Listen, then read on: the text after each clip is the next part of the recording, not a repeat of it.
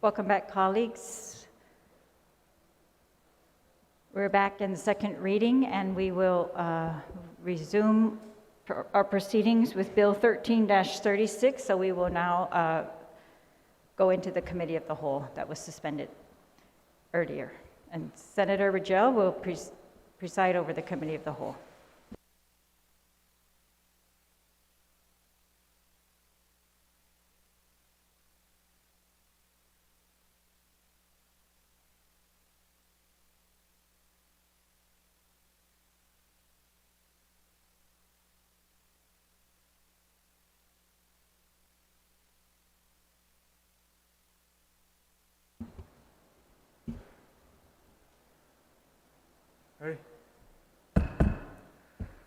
All right, the Committee of the Whole is now called to order.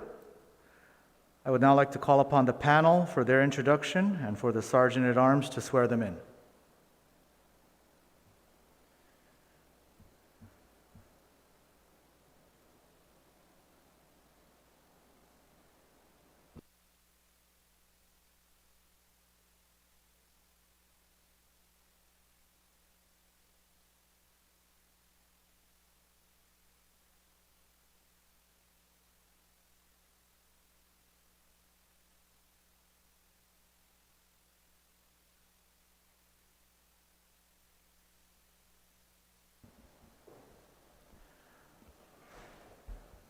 All right, would the panel members, introduce themselves? We'll begin with Mr. Guerrero to my left, and then if we could go to the members who are joining us via Zoom.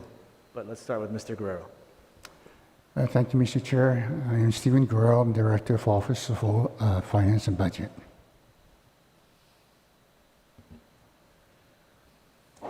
All right, and now if we could have the panel members who are joining us via Zoom introduce themselves. If you guys can see yourselves on the Zoom, let's start with the person in the top left-hand corner and then just work your way down.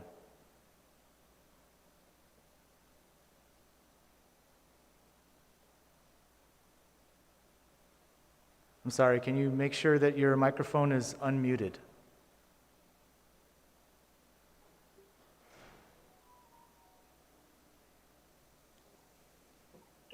My mic is unmuted. Can you hear me okay?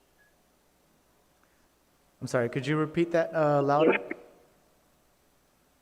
Hi, good afternoon. My name is Bernadette Santos. I'm the chair for the Guam Board of Nurse Examiners. Thank you. Hello, Senators. My name is Zena Pacina, HBLO Administrator.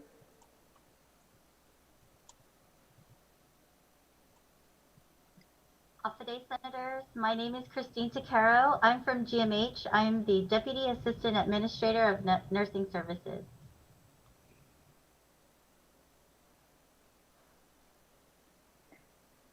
Hi, I'm Rebecca Foch. I'm with NCSBN, the National Council of State Boards of Nursing, and I am the Director of Legislative Affairs. Good afternoon, Senators. My name is Margaret Hattori Uchima, and I'm the Dean of the School of Health at University of Guam.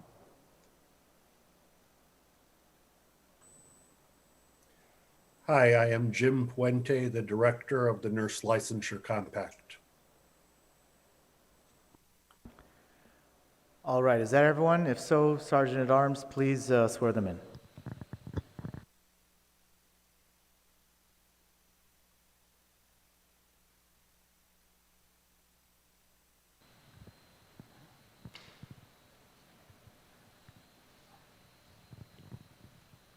If you can please raise your right hand, the ones in the Zoom. Okay.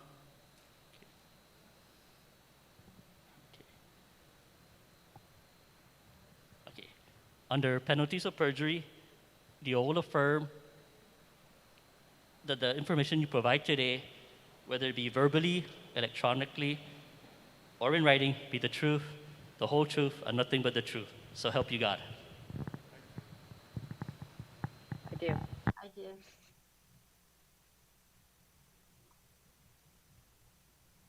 I do.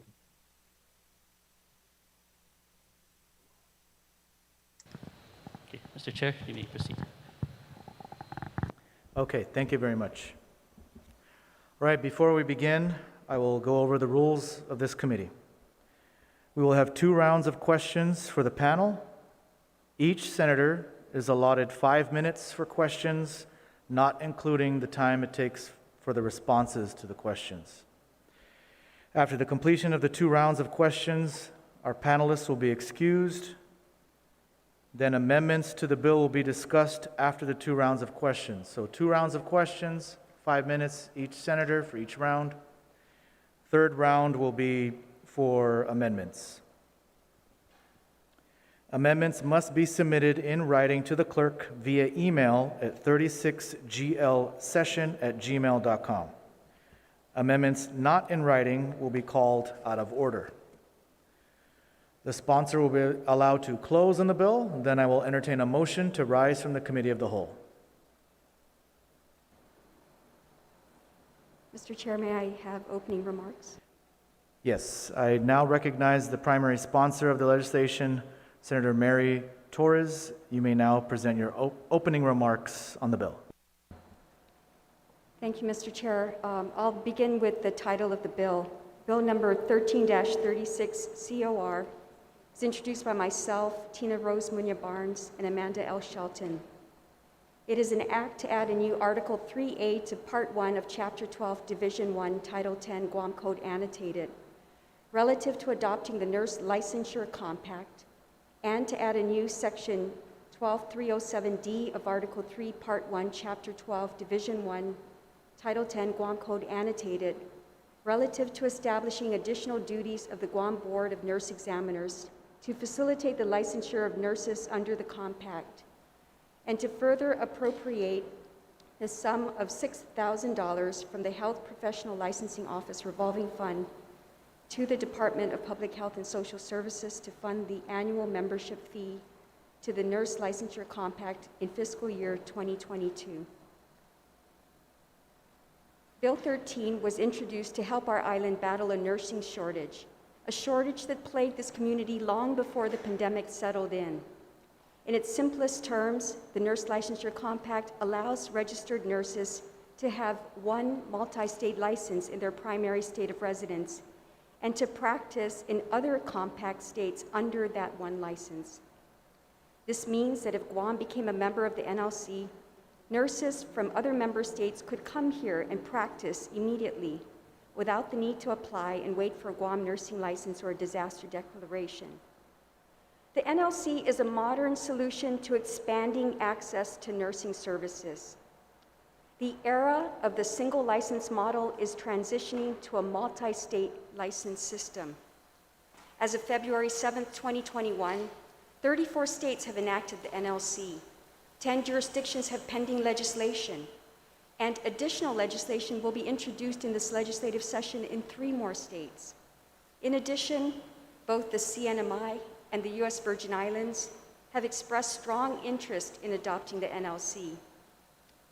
Part of this traction stems from the Compact's uniform licensure requirements, a benefit that healthcare professionals and facilities began to recognize following the COVID-19 emergency. Under the Compact, all nurses must meet a minimum set of standards, including submission to a federal fingerprint-based criminal background check. This not only facilitates accountability, but also streamlines the verification process for state boards of nursing. The benefits of Guam joining the NLC are indisputable. Greater access to a pool of nurses, telehealth nursing services, military family nurses, online education opportunities, and seamless disaster relief. Mr. Chair, I move Bill 13 also recognizing the genuine concerns some have about the NLC. Concerns that if we do this, we may lose our nurses, that opening the door through this compact might compel them to leave for states with higher salaries. But while I know these concerns come from a desire to protect and preserve our nurse force, I also believe this body must lead by facts instead of fear. So after 15 months, 3 separate public hearings, hours of meetings, and 2 iterations of this bill, here is what we can reasonably conclude about the NLC. Finding number 1, there has been no mass exodus of nurses after joining the compact. To date, there is no evidence from any of the 34 member states that adopting the NLC has led to a surge in outmigration. If this were the case, if states were losing their lifeline as a result of the compact, then these states would have repealed their membership, and so far none have. Even if we set aside this fact and choose to believe that Guam would be the one anomaly, our residents would not be able to get a multi-state license until our board implemented the process to issue them. Put differently, if we become members of the compact tomorrow, nurses in other NLC states could practice here immediately, but our Guam nurses couldn't practice there, eliminating the risk of an immediate outflow. Mr. Chair, to allay any fears my colleagues might have, allow me to reiterate on the record, we have not seen any mass exodus of nurses following the compact and have no evidence to believe that Guam would be any different. Finding number 2, nurses do not migrate based on salary alone. Some stakeholders have maintained that we shouldn't entertain this bill until we adjust our nurses' salaries, because no one will come if our compensation is far too low. Mr. Chair, our frontliners have personally communicated that this is not the case, and the data that we have before us says the same. According to an analysis conducted by the National Council of State Boards of Nursing, states with the same salary range as Guam saw no decrease in the number of nurses following the implementation of the NLC. In fact, the number of active licenses increased in each state after becoming members. Mr. Chair, these nurses could have simply crossed borders over to higher paying neighbor states, a move that is significantly easier to make than the thousands of miles our Guam nurses would have to endure to leave island. It begs the question, if salaries alone dictate where a nurse goes, then why did these states end up with more registered nurses? Could there be other factors? The hospital, the people, the culture of the community that drive a nurse towards practicing in a certain jurisdiction?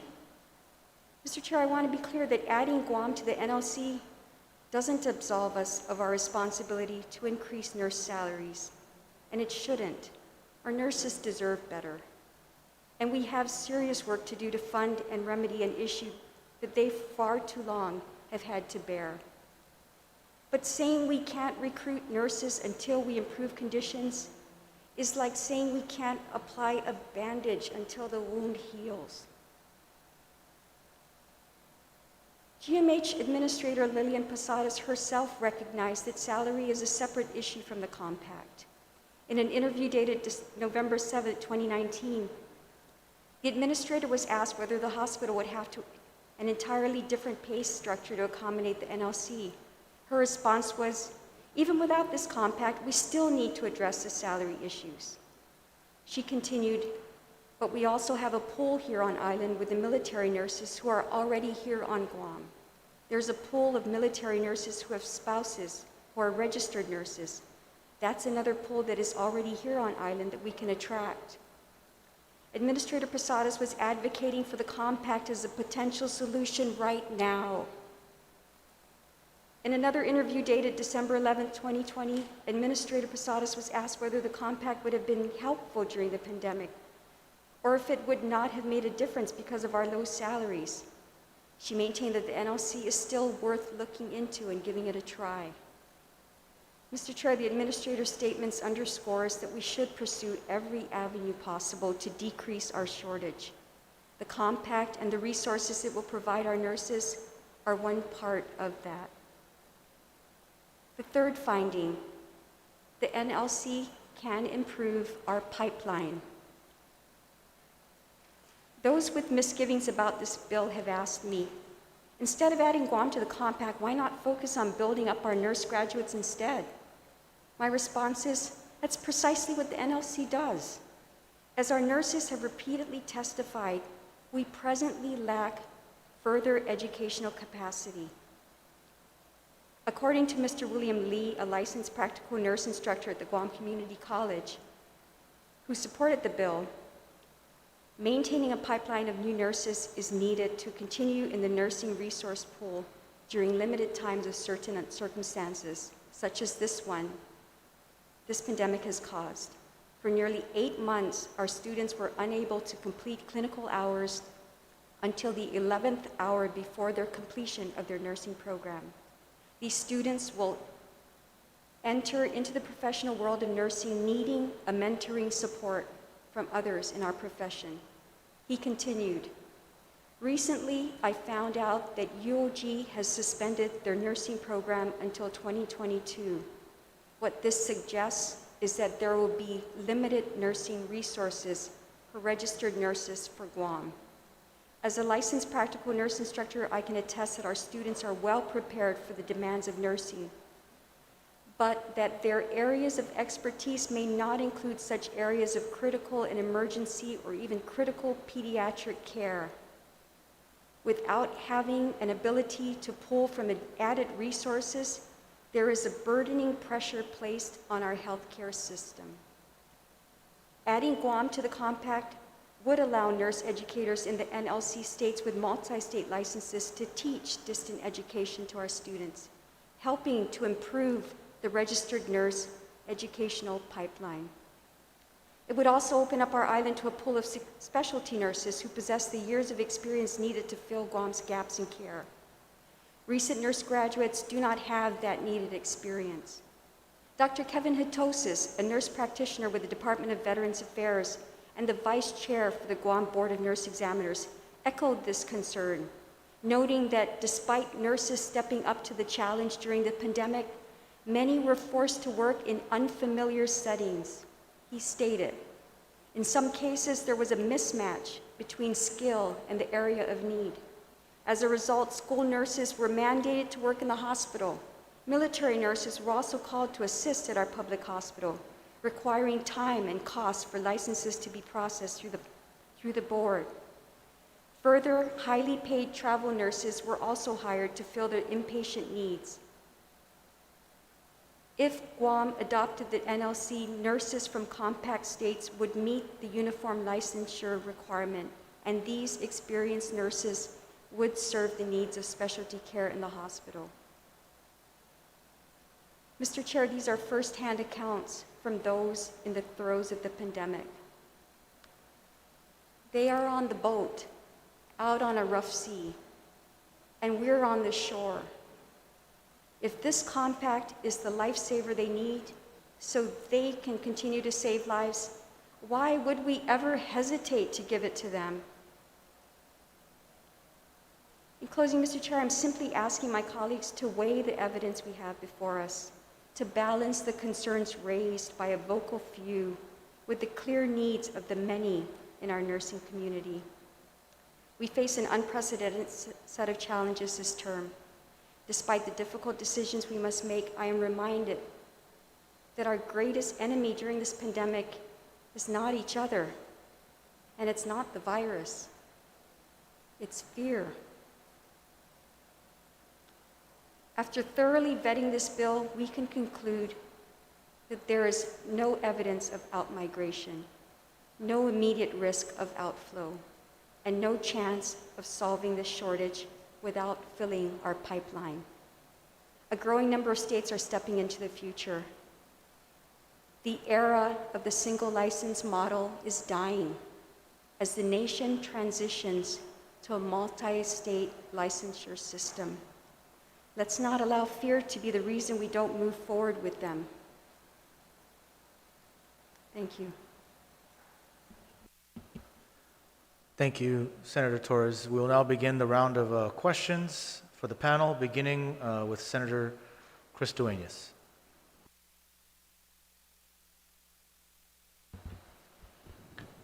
Thank you, Mr. Chairman.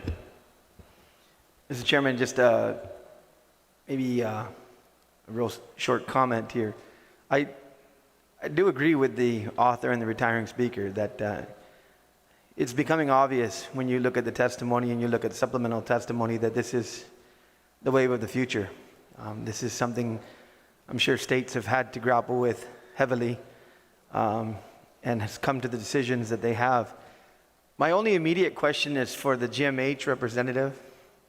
I know that it was covered in the author's testimony, but I just can't imagine that we can ignore this issue of particularly the way that the testimony was written from GMH. It obviously is supportive, but it seemed to have been couched to the fact that, you know, the salaries are, that issue is just cannot be ignored and is not going away.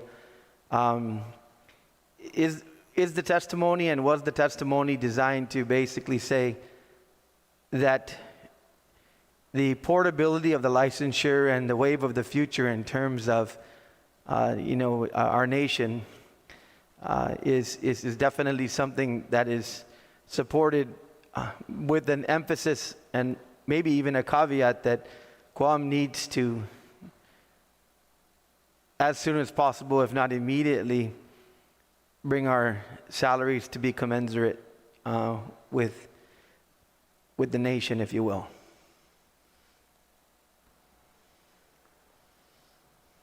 Thank you, Senator Duenas. Yes, it is the position of GMH. Please make sure that your microphone is not muted, and please make sure you speak into the microphone as clearly as possible. Thank you. Okay, can you hear me well? My name is Christine from GMH. Just a sound check. It is you are correct, Senator Duenas. It is the position of GMH to support the NLC. We do believe that this is one avenue to have nurse resources as we continue to face the nursing shortages.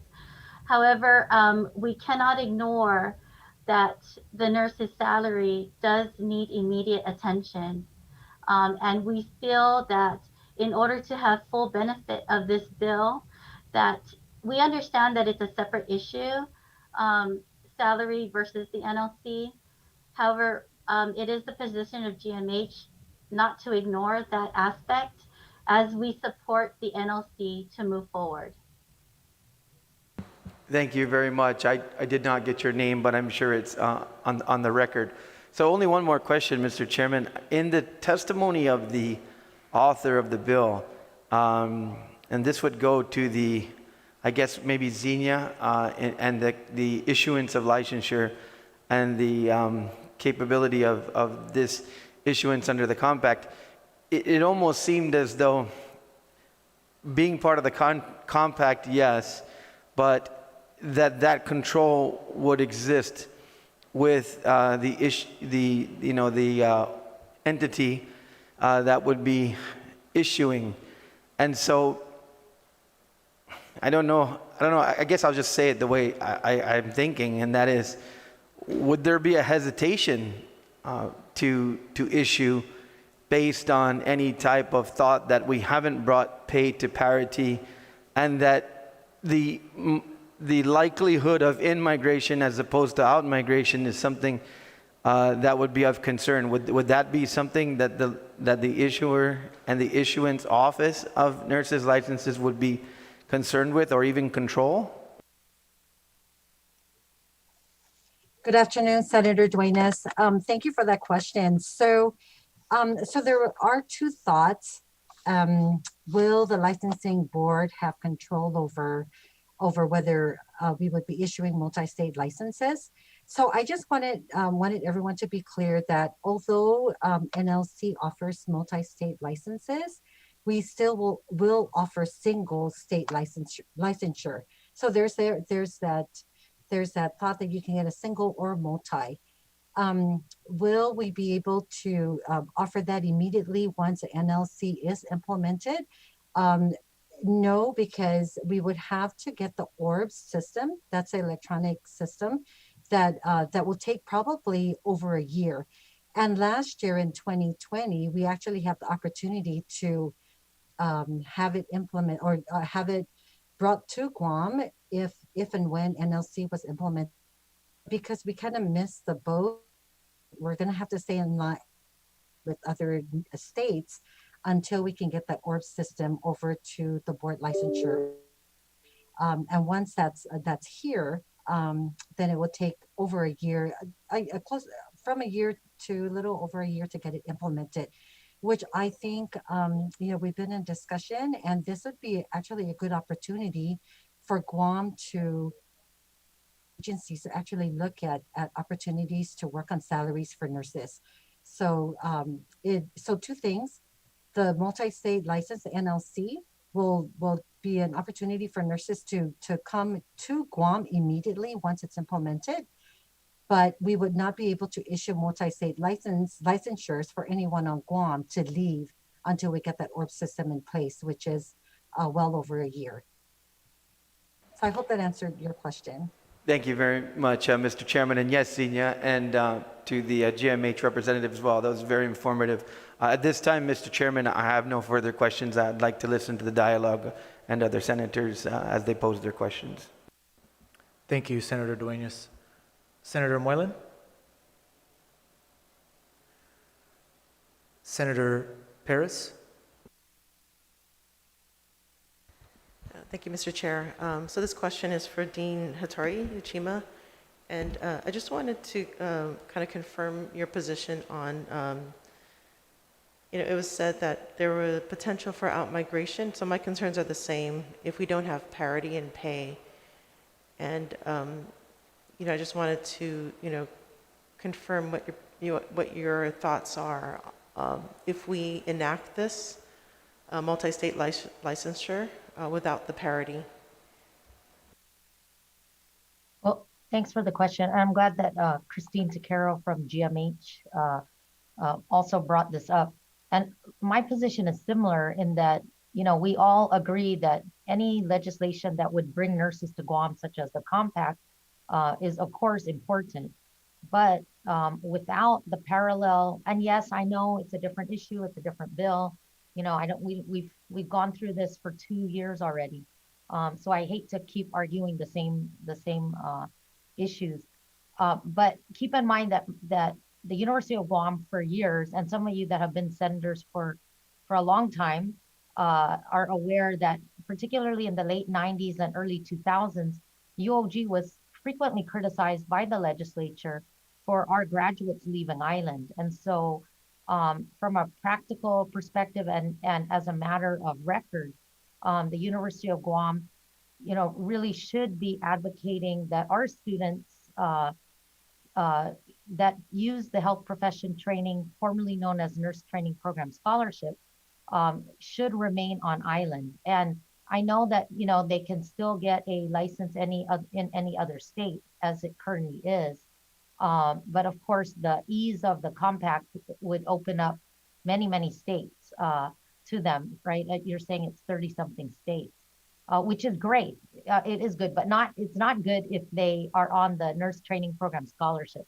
So unfortunately, we had asked if there could be an amendment that our students would not be able to be given a multi-state compact license in their first 2 years while they owe Gov Guam the service, but we were told that that's not possible. We were also told that that might not also be legal. And just to remind everyone that the Nurse Professional Training Scholarship is a service payback scholarship. It was never designed to be a low interest loan or a no interest loan, right? And so as a university, we should do what we can to keep our graduates on island that are using that scholarship. So, I urge the senators to understand my perspective, because clearly I have to advocate that if the University of Guam is using the Health Profession Training Scholarship, those students should not be encouraged to leave the island. And I know everyone agrees, all the other nurse leaders agree with that. So my concern is that, and GMH brought this up in their testimony at the hearing, my concern is that GMH has good documentation that our graduates do stay. The vast majority of our graduates stay on island. However, when their service payback time is done, many graduates do leave. And one of the issues, of course, is salary. And the other issue is working conditions.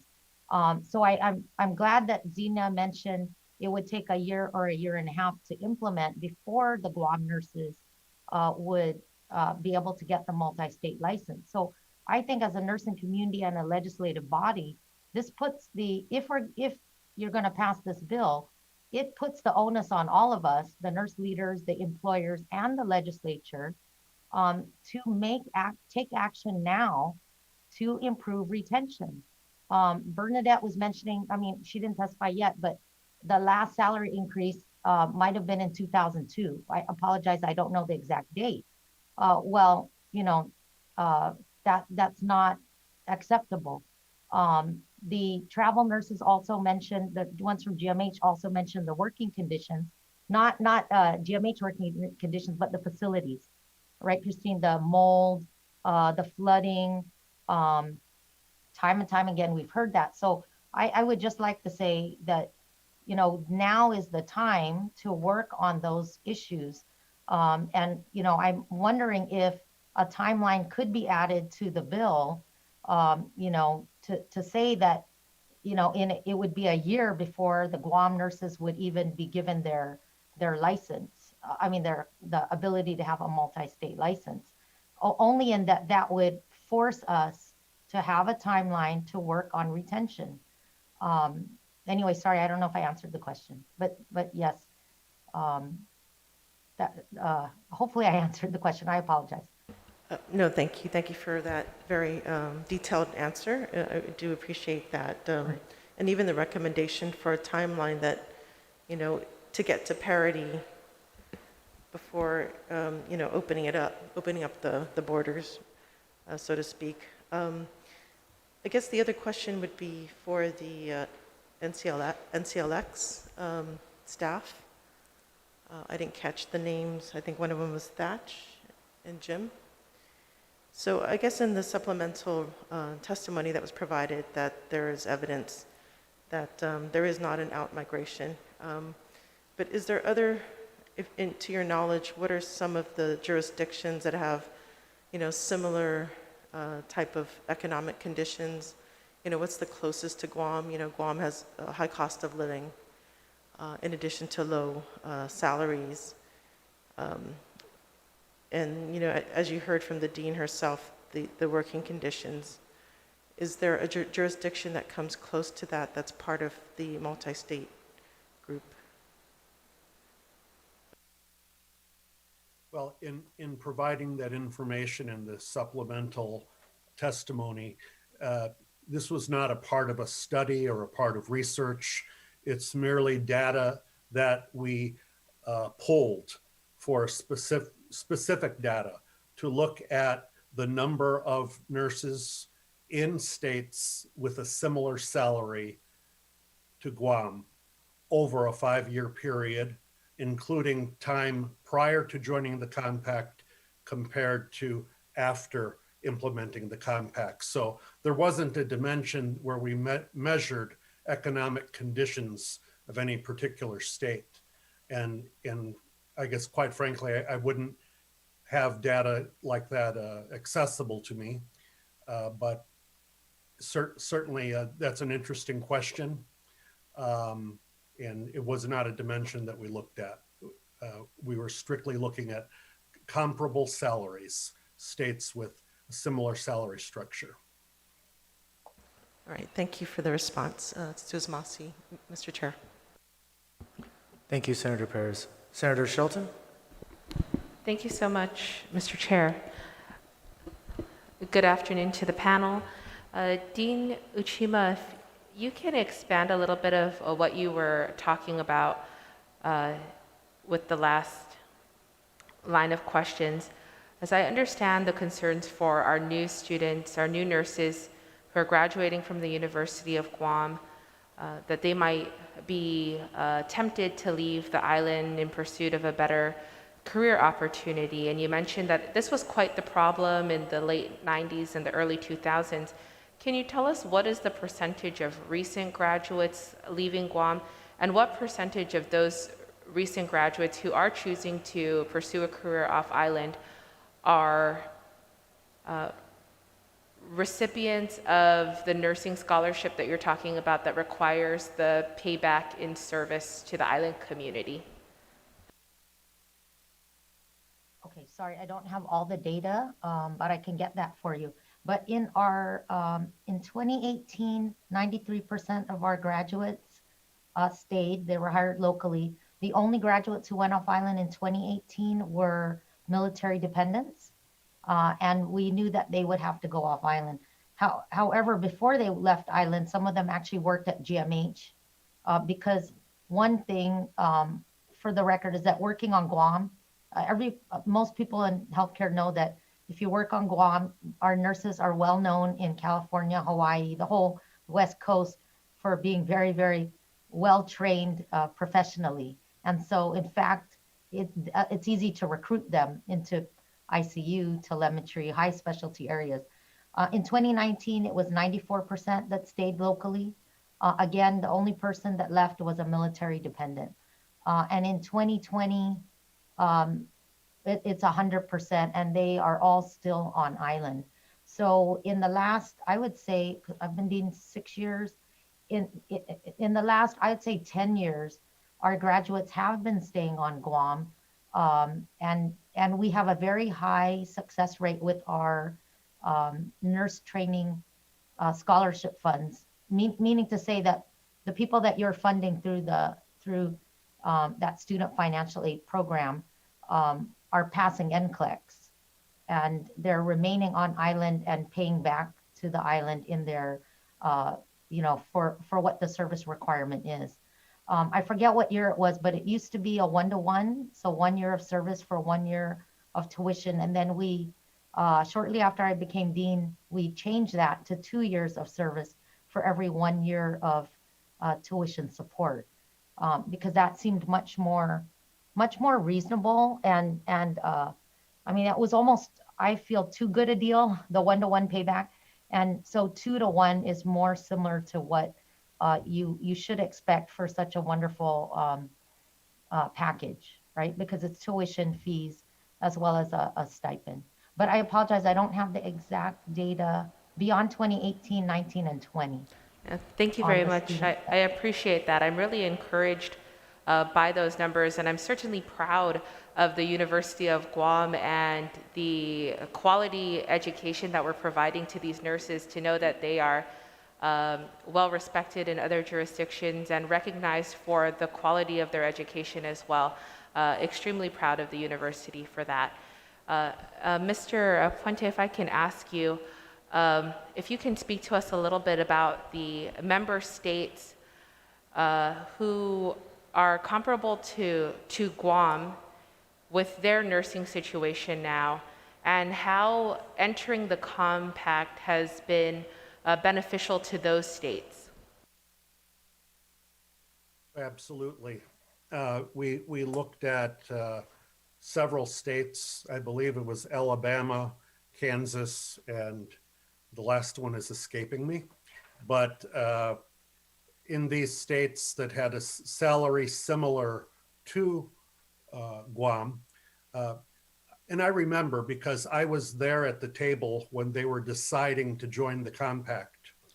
And I remember these same types of concerns that come up in states when they join the compact and actually never come to fruition. So, we can look back now 3 years ago when these states joined the compact to say, well, their fears were not realized. In other words, they didn't lose a bunch of nurses to neighboring states where there was a higher salary. And I take it that it's very similar to this, because if those nurses wanted to leave, they didn't have to wait for the compact to leave. They could have done so at any time by getting a license and moving to another state. But there are things that bind them to the state where they are. And so obviously these states, now that they're in the compact, have increased access to care, more telehealth modalities available, and more greater response in times of disaster, as is typical in the South and with tornadoes in the state of Kansas. The response rate has been unlike they've had in the past. And so they enjoy the benefits and did not experience any negative impact of joining the compact. Thank you. Thank you very much for that. And I think those are the same benefits that we would look forward to here on island as well if we were to join this compact and feel a little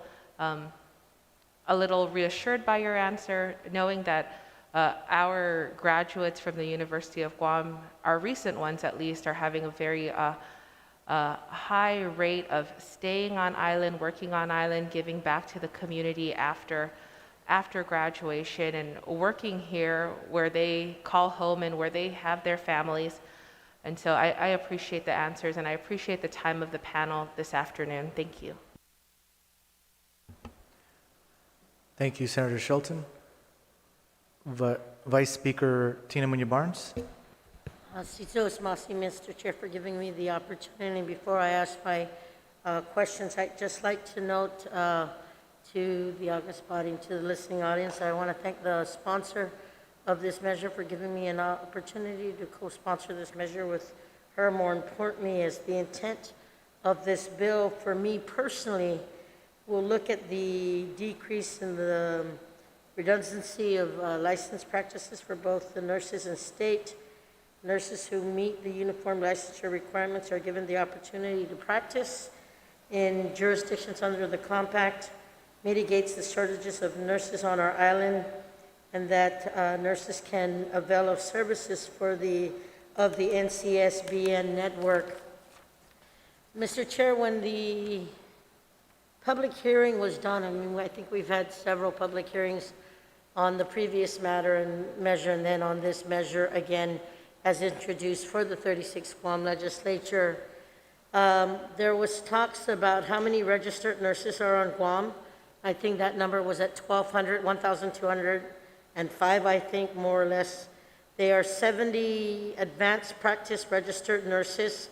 There are 169 licensed practical nurses and 368 certified nursing assistants. And we're informed that even with those numbers, that to service the whole island of Guam and all for our community residents and all here and working with technology, that there's still a major shortage. And if I heard correctly, the sponsor of the legislation said that the program, the educational component at the University of Guam was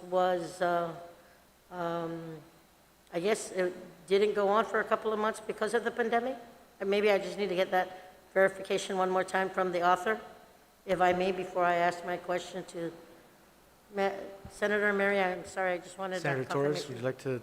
Yes, I was reading from a testimony by Mr. Lee that the nursing program for the university was suspended in 2022, until 2022, and that would affect the nursing graduate numbers. So that it was a suspension of the nursing program at the university for 2021. So maybe anyone on the panel, Mr. Chair, if I may, if they could answer this question. Anybody, if not all of them, can try and answer this. Based on that program being stopped and based on the need of nurses that are needed if we're not in the NLC, what will the number of nurses today as exists, based on the numbers I noted, as presented to at the public hearing, would that suffice in providing adequate care of nursing support to our island of Guam?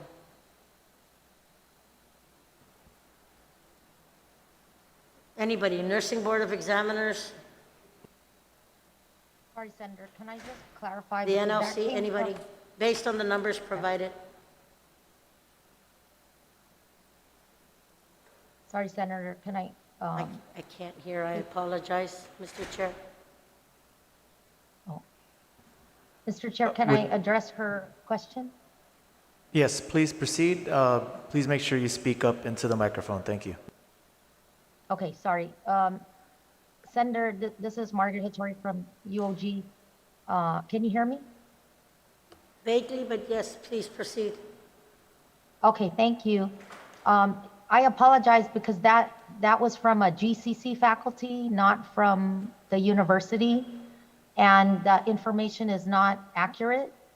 And yes, we did not, normally we admit a cohort every January. And just to clarify, so there's no confusion, our May graduates last year, everybody graduated. And in fact, many graduated early so that they could all work at GMH and GRMC to assist in the pandemic. And thanks to the Guam Board of Nursing and Ms. Zena Pacina from HPLO for that great support. And of course, GMH and GRMC. And so because of the pandemic conditions in the fall, in September, October, November, our current students, our juniors, were delayed. But they are all continuing. GMH is, they're back at GMH for clinicals, and they're almost caught up. So those students will be on track as long as the pandemic remains under control. So our current juniors and our current seniors are on track to finish and graduate on time. So, just to clarify that, because it's sounding like we won't have any graduates this year or next year, which is totally that wasn't the question. The question was based on the report. So are you saying that the numbers that I had noted for the record, that those numbers are not right? On the number of nurses, the number of professionals in the advanced practice of registered nursing and all that, are those numbers not right? Or is it the answer based on what was given to me by the sponsor of the legislation? Right. The incorrect part is that we're not graduating any nurses. That's the incorrect part. So Zena will answer the part about the numbers. Is the program at the University of Guam right now today? Do you have classes for the nursing program right now? I just want to, just for my sake, I guess at least. Yes. Yes, ma'am. We have. So you have classes every day for the nurses? Yes. Yes. Our new cohort is delayed, but our current seniors and juniors are ongoing. Okay. So with the registered numbers today listed for the island of Guam, does that number meet the expectations for all the needs, all the upgrades, and everything that's happening nationally? Do these registered numbers of nurses, do they meet the expectations for our patients here on the island? Are we short? Are we over? Are we, Hi, Senator Tina Munoz Barnes. May I answer that question? Sure.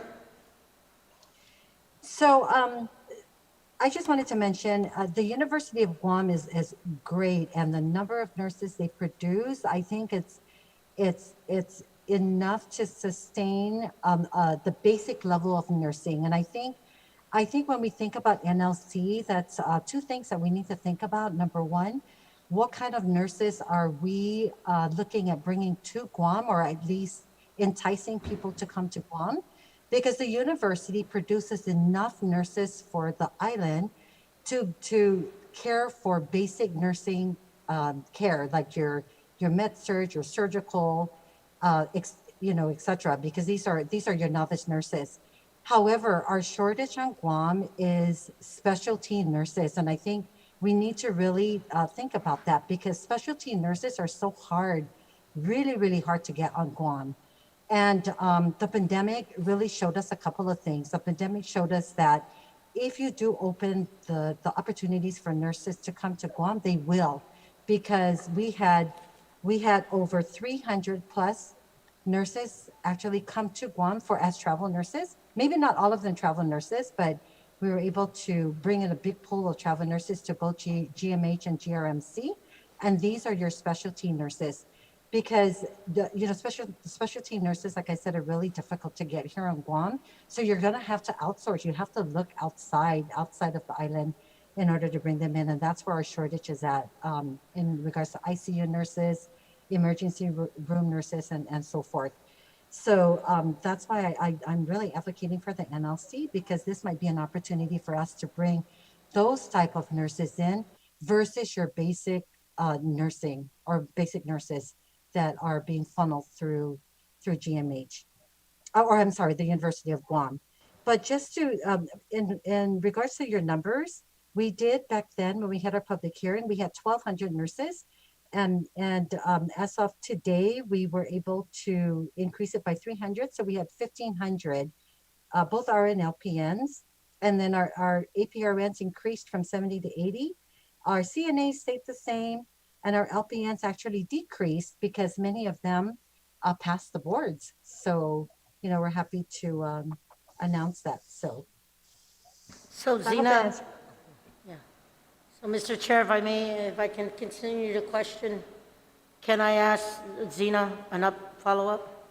Because I just want to ask her then, with the support of NLC, what additional support will Guam receive if we were to join the compact? Because if the advantages of inclusion of some of the maybe future federal requirements that are needed for our nurses and all that, and what is maybe the bigger picture. I do know that at the public hearing they talked about the orbs and some other stuff. I'd like to ask the nursing board here, maybe Zena or the nursing board, what other positive programs that we don't have here on Guam today that they can afford.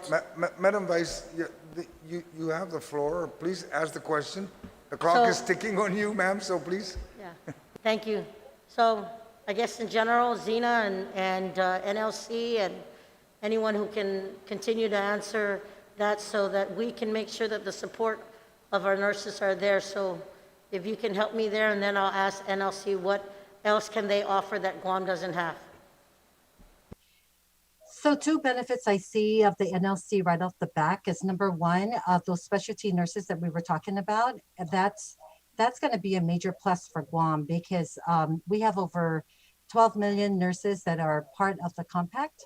The numbers might be greater, Jim, if I misquoted that, but that's opening the doors for how many nurses to actually know about Guam and come to work on Guam. And now that we have travel nurses here too, it would actually decrease the number of travel nurses because you have these nurses that will be coming to Guam and avail to the local salaries.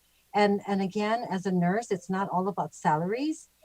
Someone might be tired of the hustle bustle of the mainland and want to come to a tropical island. So those are things that we're hoping will entice people to venture. The second is the orbs. So I know that there was a delay in the nursing board. Just wanted to be very clear. Zena, can you talk? I apologize. Can you tell the listening audience what orbs is for the record? So, orbs is a software that will be available to Guam, a courtesy of NCSBN. And what it does is it upgrades our electronic system currently on Guam. So we use what's called nurses. So this upgraded system would be able to assist the board in, information about all the nurses. They'll be able to give us information and data throughout the nation, so we can compare and contrast and work together with other nations as to how we can make things better. I think the most important thing too is the disciplinary process. So, or not disciplinary, I take that back. So here on Guam, we require what's called a police and court clearance. And what makes it challenging in the board is that if one state may have several jurisdictions, and so when a nurse comes to verify or to endorse their license over to Guam, it makes it really challenging for our office to verify whether those police and court clearances are really legit or not, because they're so different. It's not like Guam where you get it all from Guam Police Department, right? You know the stamp, you know who it is, you know how it looks like. But in other states, it makes it really difficult. So that's part of the holdup when it comes to us verifying their licensure for endorsement. So this ORB system will give us a chance to obtain that information almost automatically. which would be a plus for Guam. And that electronic system is actually in the amount of $250,000 to $360,000 that would be given to Guam free as part of the compact. Thank you. Does the representative from NLC Yes. want to add anything? Yeah, I yes. apologize. That's okay. I did want to add, obviously, the ORBS licensing system will bring GBNE to the 21st century, will modernize and streamline the processing of applications. In addition to that, which actually Xenia gave a conservative estimate, with IT support and throughout the implementation of the product and moving forward, this is actually valued at $600,000. But in addition to this system, the implementation of the federal background checks is something that rolls into the grant that is provided to the GBNE from NCSBN, the grant that's related to implementing the compact. So all of the expenses related to implementing the compact are expensed through a grant from NCSBN, and this is a tremendous savings as well. I think that these are things very, very much needed for public protection, but as well as for modernizing the Board of Nursing. Thank you. Thank you. Mr. Chair, if I may, I probably have a possible amendment, but I guess we'll wait until after all the inquiries are. You still have time if you want to ask another question. No, I'll go ahead and reserve it for the second round if I may. Thank you, All Mr. right. Chair. Just Thank want you. to thank the panel for being here to take all our questions. Sana Masi. Thank you. Senator Brown, do you have any questions, ma'am? Thank you very much, Mr. Chairman. I did want to ask the University of Guam, I know that, statistics were provided for the last several years with regards to the nursing students that have graduated that are currently still practicing in Guam, but do you track your graduates beyond that? Because I'd be curious long-term, those that graduated 5 years ago or 8 years ago, are you able to keep track of your students that have graduated, and are they still on island? Do you know? So our director of, I apologize because I don't have that handy, but our director of financial aid is looking up the data for that because I asked him to look up those that are on the nurse training program scholarship, how long, if they paid back through service, because the university definitely tracks that data. We are only obligated to track initial employment. So we usually track our students for 2 years, but unfortunately we don't track them beyond their service payback time. And that's why I mentioned before that we know our students are staying for their service payback, at least in the last 3 to 5 years. However, GMH does track through exit surveys whether their new employees are leaving, and they also track if they're UOG graduates. So I apologize. Our program would only have data that's specific to the nurse training program scholarship. Okay, but understandable, because you mentioned they have to stay for the 2 years after they've graduated to pay back their service back to the community? Yes, ma'am. 2 years for every 1 year that they are funded. And So how much would that the be major- normally to get a nursing degree? Is it 2, 3 years? What is the time frame?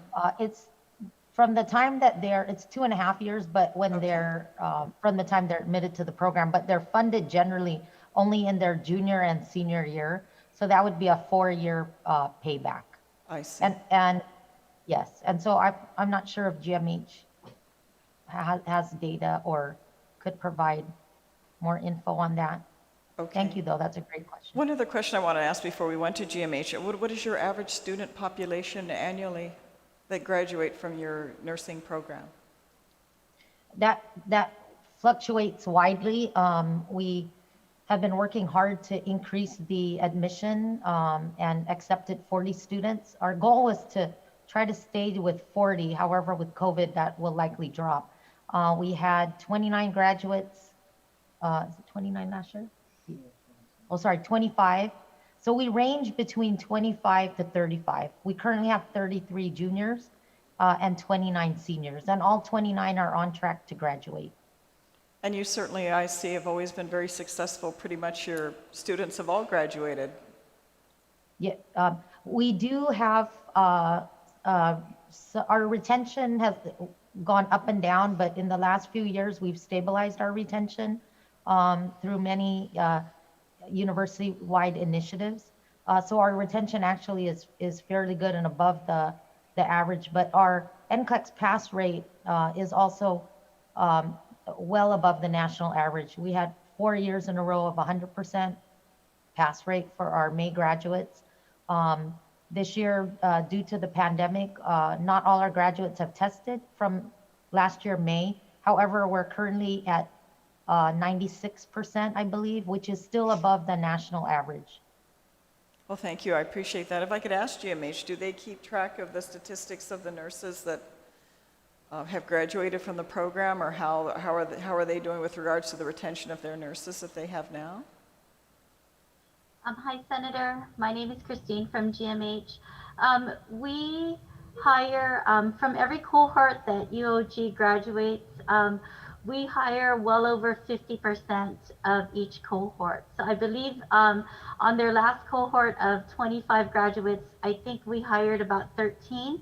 We have about 13 to 15 of them here with us at GMH now. And how's their longevity with GMH? We look at an average. I don't have the data in front of me, but we have an average of about, like Dr. Margaret said, the retention is much better for UOG graduates, but we do start seeing nurses leave about 2 years after they graduate, or 2 years after employment, about 2 to 4 years, sometimes 6 years, and then they start exploring their options of looking for jobs in the mainland or moving to the mainland. And do you know why the reason for that? There are various reasons. We do have that information that we collect on our exit interviews. Some of them are for better pay. Some of them are just because they want to relocate to the mainland. So the reasons vary, but it does include for better compensation as well. Just to note, GMH of all GovGuam agencies, the starting salary for an entry-level nurse is the lowest compared to other agencies. Our starting salary for an entry level is the base pay of $1737 an hour, whereas the other GovGuam agencies are slightly higher. So that's something GMH has already started working on. We've been working on this internally, but we look forward to working with the legislature for more long-term and increases in our wages into our base pay rather than differentials. I know you can't speak for the new hospital, but certainly when the new hospital opened up, did you have nurses from GMH leaving to go to the new hospital, or do we know if they're bringing in nurses from off island to staff the new hospital? Or did they come from GMH?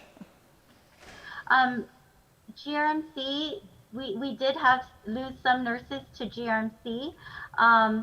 And then we did also gain some nurses from GRMC over time. And both of us, both GRMC and GMH, do hire travel nurses from the mainland. I just want to point out, certainly, I mean, I think my main concern, I appreciate all the national standards that are being discussed, but certainly I just, Mr. Chairman, obviously would be concerned about our ability to retain the nurses that we have.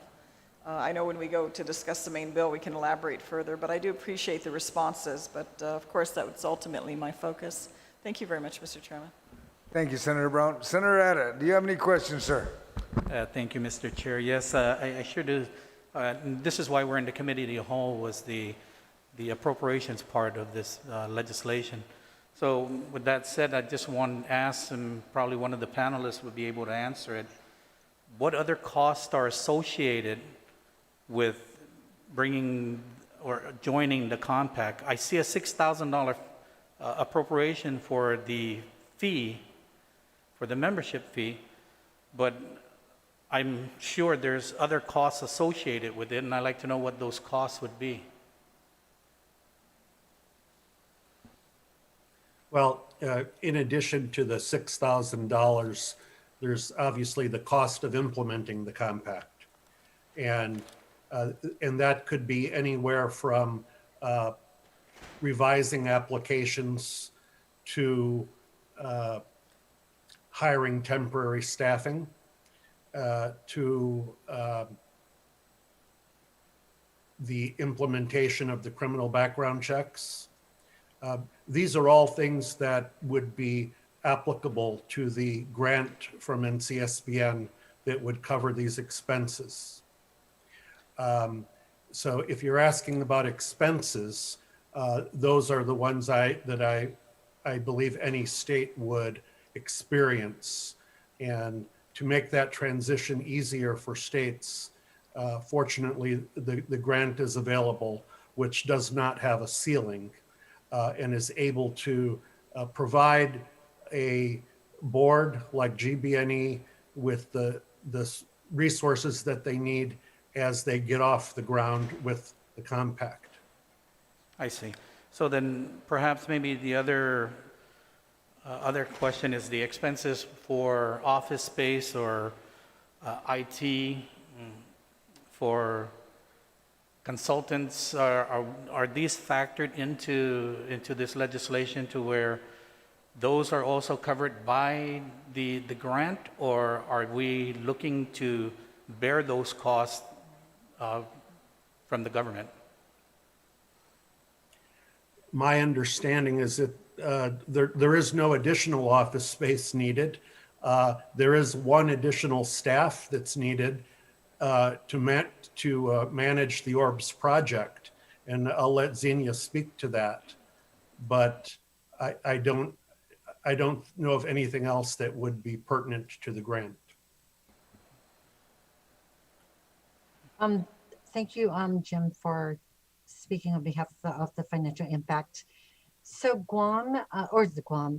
Guam Board of Nursing generates anywhere from $100,000+ to $200,000 a year, and that's just based on licenses that we renew or license applications, new applications, and so forth. So those are our generated funds every year, and it seems to be consistent, especially when it's time for renewal, which will be soon. Our renewal is scheduled for 2021. So with that said, the $6,000 annual fee is a very minute amount based on what we're generating already on the board, and plus with the addition of the orb system that will make it a lot easier for us to get things implemented. So in regards to the other fees, so there is an additional body that we would have to recruit for, but I'm trying to think of ways to minimize that funding, because I do have a position that's actually 50% federally funded and 50% local, that we can utilize that 50% to assist with our IT management here in the office. But other than that, we would not need office space. We would not need any of the other additional equipment or supplies. Those will all be funded through the ORB system, through NCSBN, our national partners. And yeah, so our financial impact, I think, would be less than what we're rating. So then there'll be no additional would there be any additional commission members or board members for this to oversee the compact? No, Senator. So you'll still be the same board or commission members that are currently already in place? Correct. Yeah. And then also, would there be any additional funding requirements past the initial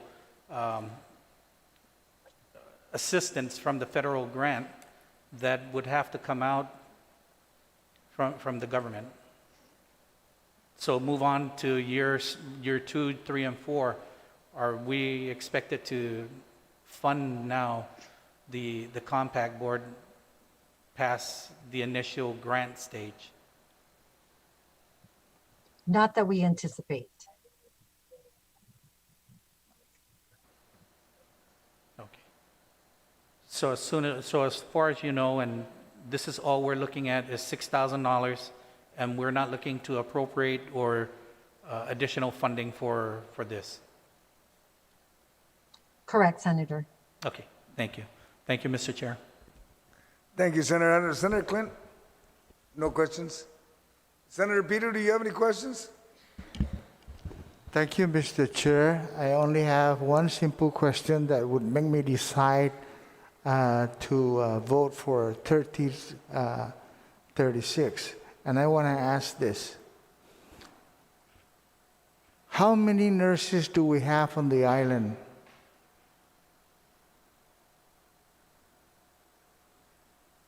The total number of nurses do we have? Senator Terlahi, currently we have 1,500 licensed nurses. That's inclusive of LPNs, RNs, and APRNs. Yeah, So but what is the number of total nurses, please? 1,504. Come again? 1,504. And how many percentage of those 1,504 are in support of 1336? Do you know? So we sent out a survey and we sent out a survey regarding the nurse licensure compact and their interest in it. And I'm going to have Mr. Puente speak on behalf of that, but I wanted to share that we actually had a high number of individuals that wanted to be a part of the compact. So Mr. Puente, if you can just... Can you give me the percentage, please? The Of survey. the 1,504, do you know the percent of nurses that are in support of the compact? Right. What we can tell you is that we sent a survey to all of them, and those that responded were about 520 of them responded to the survey. So this is greater than 1/3 of them responded. And out of those that responded, 98% were in support of the compact. 98%. Thank you for, now I can make my decision on how to vote on 1336. 96% is good enough. 98. Or 98. Thank you, sir. Thank you, Senator Terlahi. Senator Blas, Frank, do you have any questions, sir? Thank you, Mr. Chair. Thank you for the conversation that's happening. I like the idea, I like the concept. You know, listening to the pros and cons. I guess the question is an open-ended question, and this is for anybody that can answer this. Is legislation actually needed to move on putting together this compact? And if anybody can answer that. This is Rebecca Fotch from NCSBN. Legislation is needed. The way the compact operates, it's kind of like a contract between the jurisdictions. And in order for everyone to participate and join that compact or contract together, everyone has to agree to the same terms, which is the legislation that is before you. So everyone, each jurisdiction needs to pass that language at their legislature in order to be a member of the compact. Okay, and so then it is made to be understood that the provisions that we have in the legislation before us has that language necessary to basically confirm or affirm Guam's commitment or Guam's, I guess, that we want to be able to be a part of the compact then. Am I correct? Is that correct? Correct. Okay. Yes. So by passing this legislation, you're agreeing that you want to participate, and you will participate by the terms outlined in kind of the bill before you. Yes, correct. Okay. I'll wait till the next round, Mr. Chair, for the. All right, thank you. Senator Tello, by my understanding from the chair, you're going to save your question for the second round, ma'am? Am I correct?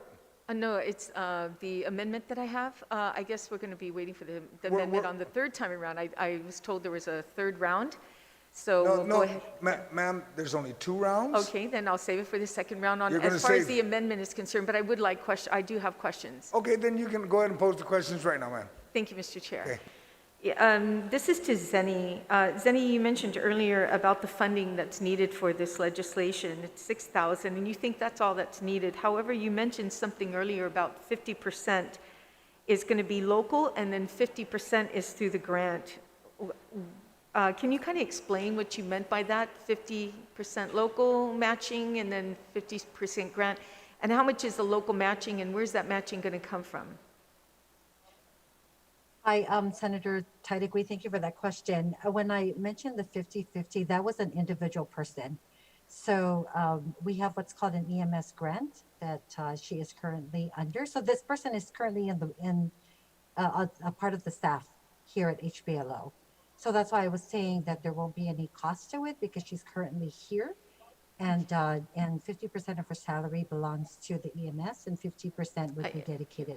I'm sorry, Zenny, you're going to have to come closer to the mic because I can't hear you. I didn't hear anything you said, I'm actually. sorry. There. So There. the 50 I was talking about was for the individual staff member who is currently here in the office. So 50% would be her salary for EMS, and 50% would be her salary here, dedicated to nursing. Okay, so that means you said you have currently a staff member there, okay, and you're talking about the funding that the licensure board collects every year is about $150,000 to $200,000. What is that money usually normally for? So we have quite a few things that we use here at the board. So we use it for, oh gosh, I wish I had my spreadsheet here. But there are a number of things that we utilize here on the board. So we have what's called our nursing assistant training and testing. So part of that funding goes to that area. We also have supplies that we utilize here for the board. We also, if we have investigators that we need to utilize, that a part of that funding would go to that. We have subscriptions, we have stipends. So there's just a list of things that we use for the office on a daily basis. And at the end of the year, the funding that you've generated and then all the costs and expenses that you have every year, what kind of funding do you have left over? I can tell you for 2019 that we actually went over our budgeted amount for the office only because we have what's called a revolving fund. And so everything is kind of meshed together with all our other 9 boards. So we have 9 boards that we currently serve here at the Health Professional Licensing Office. So we have boards that are that bring in minimal amounts, and then we have nursing that brings in quite a large sum of money together with the medical board. Okay, so in 2019, you exceeded the amount of money that you generated from the board in 2019. Also, Zeddy, you mentioned the specialty nurses, how difficult it is, and one of the advantages or benefits from joining the NLC is specialty nurses. Are specialty nurses paid at about what, 3 times the amount of a normal nurse? Are they usually paid at a very high rate for specialty nurses? Oh, only because I have experience working in the mainland, yes. So many times these specialty nurses are paid a large sum of money as compared to a novice nurse that usually works on a med-surg unit. So right now our compensation at GMH, I can tell you, is there's a huge disparity because we are paid by the government system. So every nurse kind of gets paid the same amount. When your ICU and your emergency room nurses should be at a higher pay because there are certain requirements that are needed in order to be an ICU and an emergency room nurse. So yes, they do get paid quite a bit. At a very high rate. So do you think that in the mainland, in the 34 states that part of the LOC that are specialty nurses, would actually leave where they are to come to Guam Memorial Hospital to work at Guam Memorial Hospital under the salaries that we offer? Well, I did because it's home for me. And I know that I have a lot of friends that are actually willing to come work on Guam. And these are all specialty nurses, only because they hear how beautiful it is. And they're really tired of the hustle bustle. Try living in LA for a long time. You kind of just want to go to a place where you can have some fresh air and be close to the waters. And I know not everybody's like that, but there are those that would want to. And also with the weather, right? I mean, this is like 24/7 paradise weather. And according to the membership, California, as you mentioned, is one of them. Honolulu, DC, Oregon, New York City, and Las Vegas are not even part of the NLC. So individuals who want to come back or want to come to Guam, for a different pace because of these, high areas, even Seattle is not part of the LOC, but it doesn't stop nurses from coming to Guam. And you know what, Zena, it's nice to hear that there's a couple people who'd be interested in coming to Guam, because that's the one thing that we did not receive from the NLC during the public hearing, a list of those nurses who are willing to come to Guam at the salaries that we have. During the, and I'm mentioning these numbers from California and Hawaii, is from Guam, from GMH, the testimony that they provided. I believe I think everybody here, we all support the NLC, what advances or benefits that it's going to bring. Nobody's disputing that.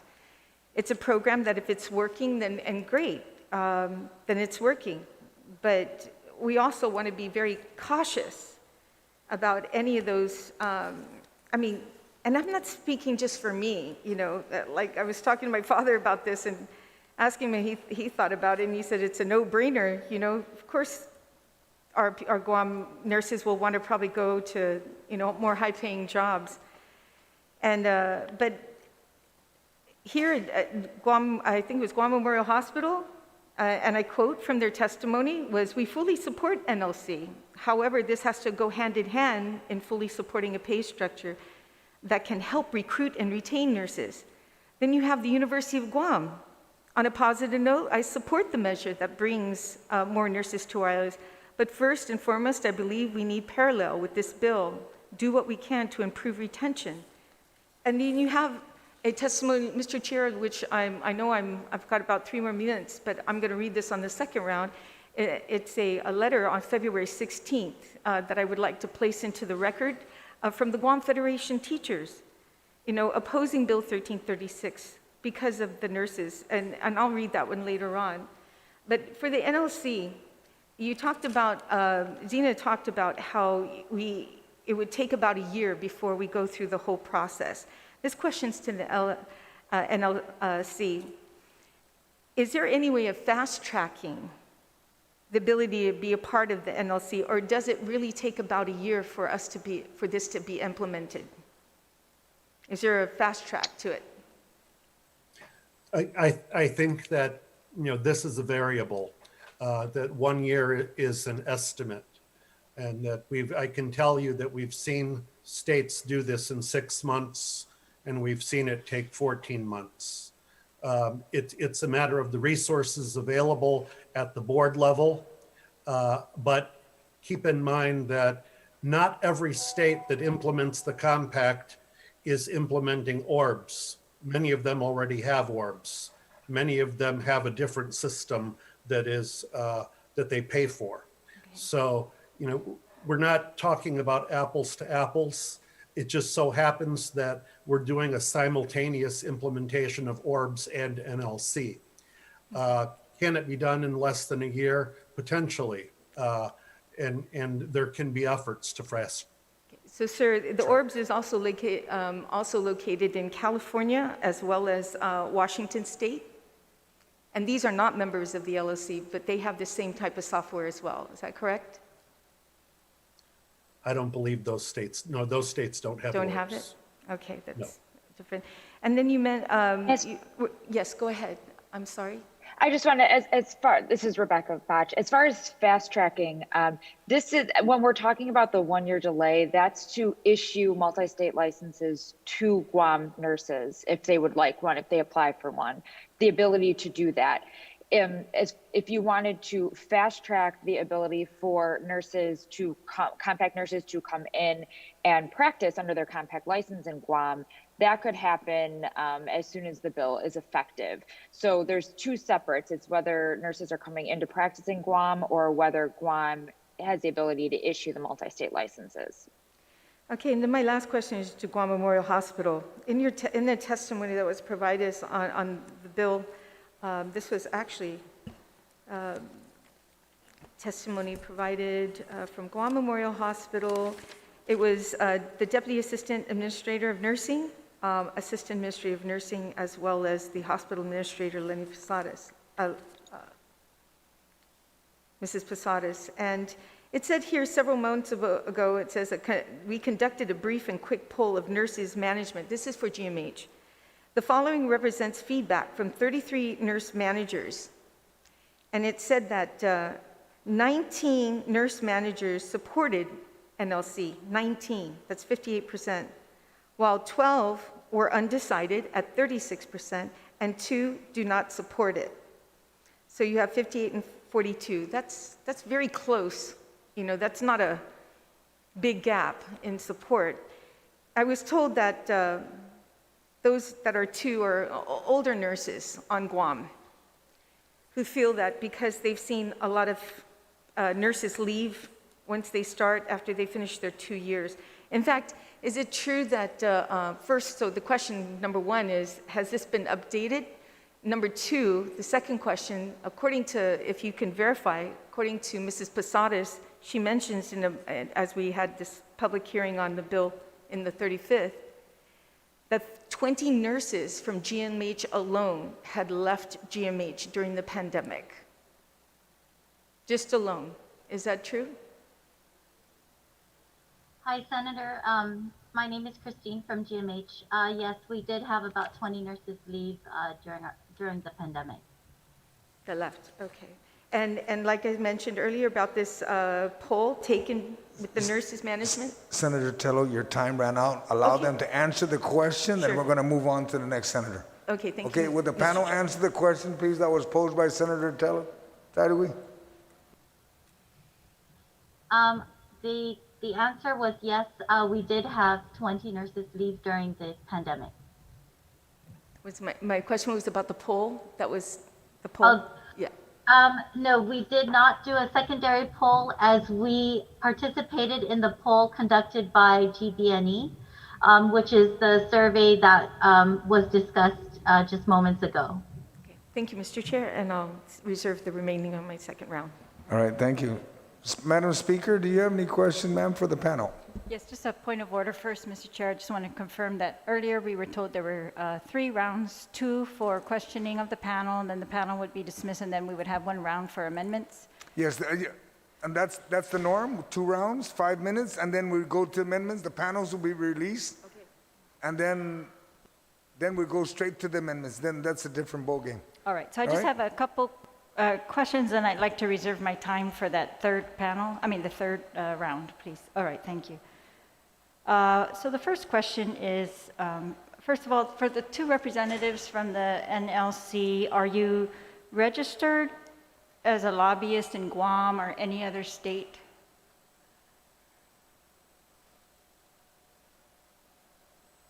I'm not a lobbyist.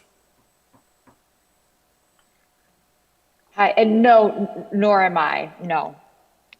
We were asked to answer questions on the NLC, so that's why we're here today. All right, thank you. And does, this is for Xenia, I think. Does the NLC, we talked about specialty nurses, and does the NLC allow Guam to bring in specialty nurses only, or does it allow any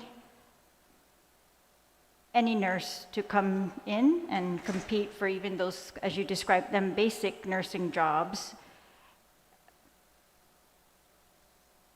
Hi, Senator Terlahi, it's Annie. All right. And then for the Dean of the University of Guam, you dedicate your life to steering this nursing education on Guam, your professional life, and growing our local workforce. So while I've seen that we have benefited from off-island nurses who are willing to pay the $150 license fee and subject themselves to jurisdiction in Guam, we've also, tried locally to grow our own workforce. And I've seen your efforts advocating scholarships, additional scholarships, apprenticeships, expansion of the nursing lab. You've built delicate and important partnerships with GRMC, GMH, of course, and the public health, and all across the island in order to grow not just nursing, but other health professionals on Guam. So I just want to know, was this compact part of that plan of how we were going to grow our local workforce?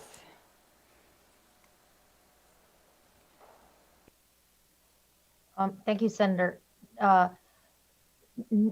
No, and it goes back to what Zena said about, the feeling, and I can't remember, I apologize if GMH felt the same, that where UOG's mission is really to provide that bedside nurse, or the base, not just bedside, because they can work at public health, but that basic nurse. And so we've been trying to focus all our efforts on getting that basic nurse out there. But we've seen, especially during the pandemic, that when you needed your ICU nurses, that was an area that we could not try to fill that gap. We did try to focus on nursing assistant, which, the number is surprisingly low, that Zena quoted. So we did not, in our nursing advisory or even our academic planning, the nursing licensure compact has not been one of our plans that we had worked on or discussed, because again, our focus is really getting the best qualified students graduated to be hired immediately. And again, our focus is on retaining them. And so, in my testimony, I did say that should this move forward, the nursing leadership, it falls on us to really, although we may advocate for the compact, it falls on us to be delicate in how we explain it to new graduates. This is not something that we at UOG feel we should be advocating for our new graduates. Because again, we're a publicly funded university. We're not a private university. It matters to us where our students practice, and it matters to all my fellow nursing colleagues here. Well, in the same way, does it matter, I guess, does where our nurses, come from? Because why, if this compact is successful, as they've predicted, in bringing an unlimited number of the nurses that are available to Guam, then do we still need to keep up these efforts that you've built over all these years? Well, that's just what I'm, I guess that's what I'm trying to see. What is the goal here? Yeah. Well, one thing that Bernadette pointed out to me was that if it does take a year to implement the compact on the Guam side, meaning if Guam nurses cannot get a compact license, until we work through the orbs and all of that, and that takes a year to a year and a half, as they've testified, but that mainland nurses could immediately avail of the compact, then that's, if this bill passes, that's on us. And I really think we should be held accountable that if in the next year we don't get an influx of nurses because of the compact, then, we should be diligent about saying maybe we should repeal it if it passes, because we don't want the out migration. I mean, even Senator Taidagui, many of you senators have said, you are concerned about out migration. But if we're not going to get in the next year an influx of nurses, as the NLC and the board predicts, at least we have that time to find out, is that really going to happen? We hope it will happen, but without, and I think GMH said it, without the higher salaries, I don't know, and the working conditions, because you had travel nurses that came and said they wouldn't work here because of the mold and the building. So, I think we need to be cautious in our projection of nurses that would come or would leave on both sides, right?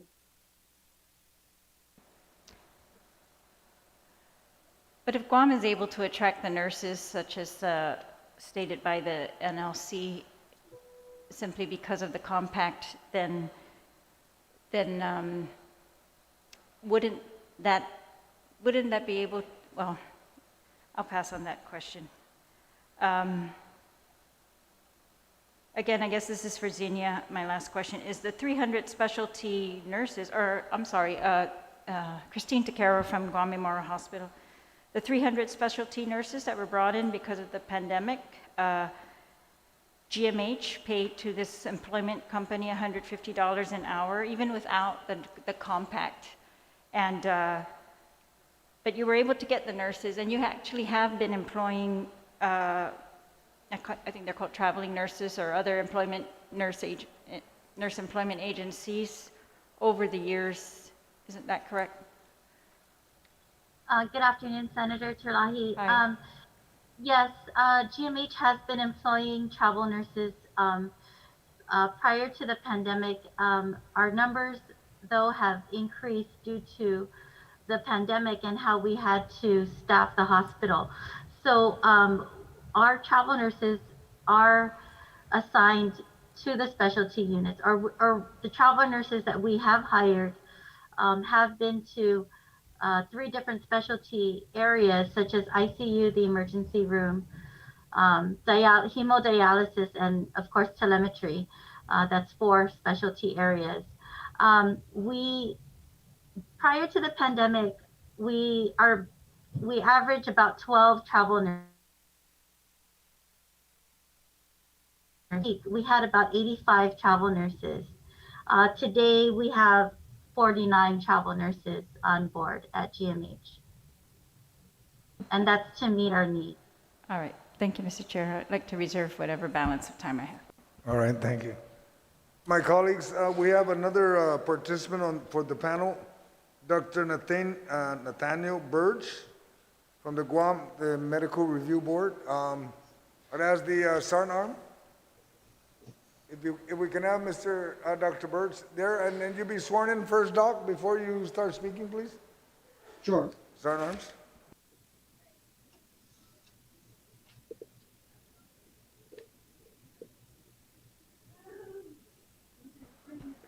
Hey, Doc, can you kindly raise your right hand?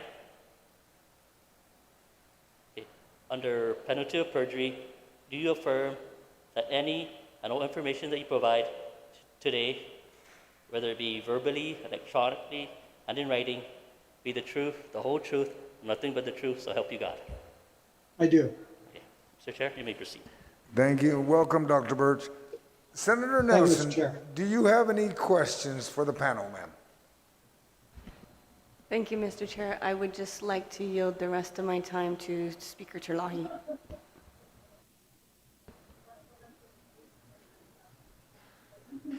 Speaker, would you like to speak before we end the first session? Okay.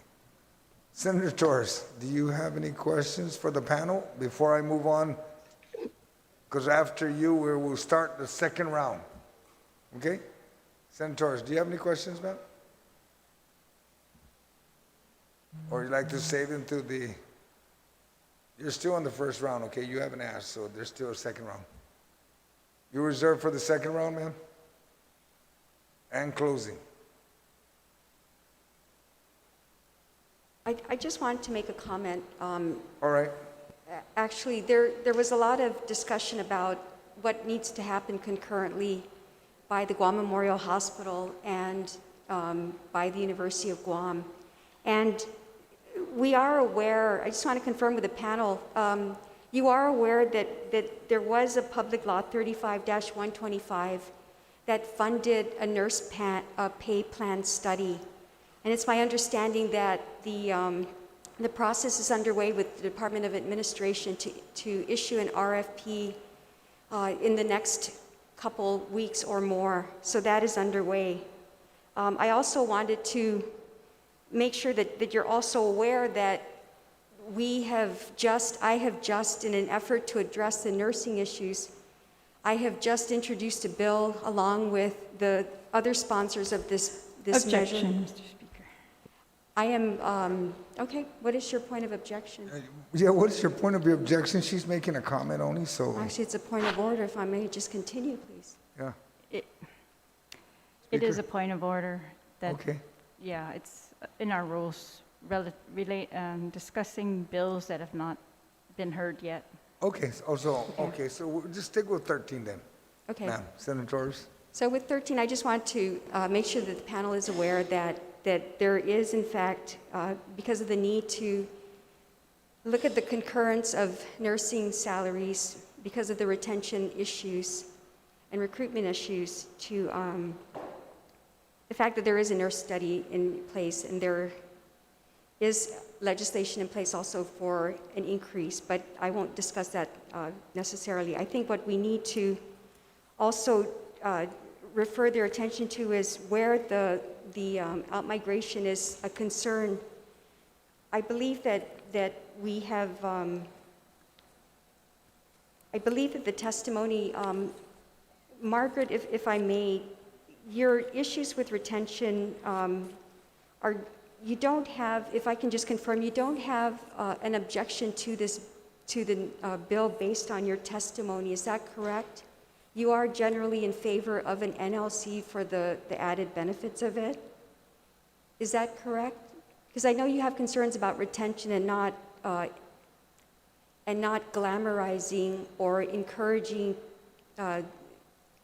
your graduates to move off island, but generally, if I can just confirm, you are in favor, is that not correct? Because that's what the impression I get.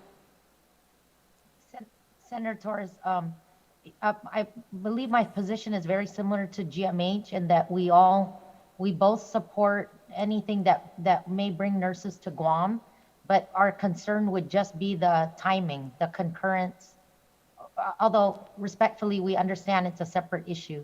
However, it's the timing of whether we're able to move retention initiatives quickly enough so that we implement those before our Guam nurses can get a multi-state license. Okay. I think I'd like to ask Dr. Berg a question.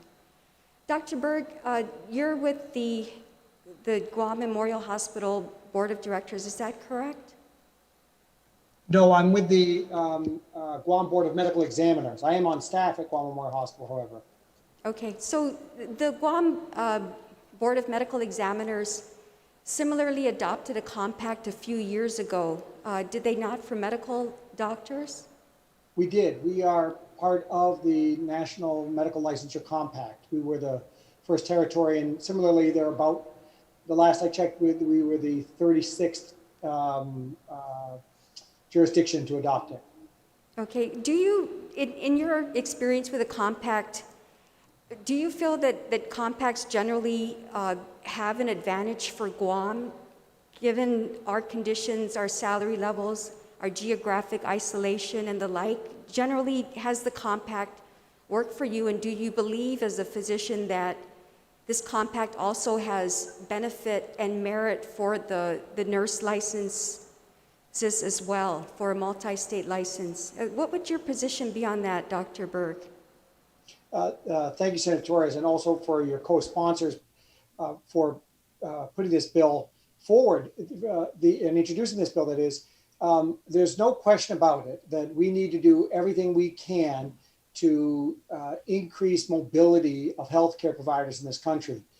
The United States, for two things for that. One, I could say is that the United States sits nearly alone, other than Canada, basically in dividing up territories. Now, we are the United States of America. We're not America.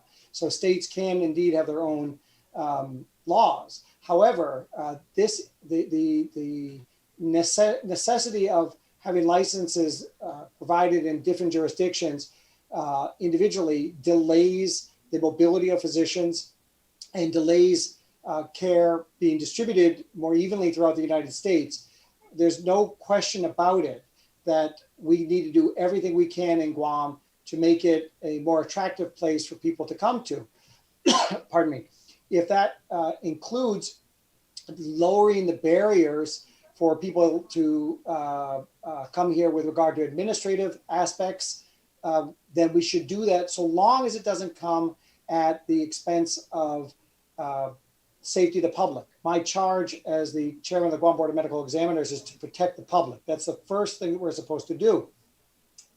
And as part of that, we have to look at the specific laws, such as yours, that allow for us to be integrated with other jurisdictions. If I felt that one of the states, for example, and I think this would apply to nursing as well, that one of the states or other jurisdictions, territories and the like, were not capable of adequately evaluating the appropriateness of licensing a physician, or in this case, a nurse, then we would have a bigger problem. And we would have to be trying to figure out what's wrong with Rhode Island or the Virgin Islands. What is it that makes me concerned that they don't have an ability to adequately review the licensure application for someone who wants to practice in their jurisdiction.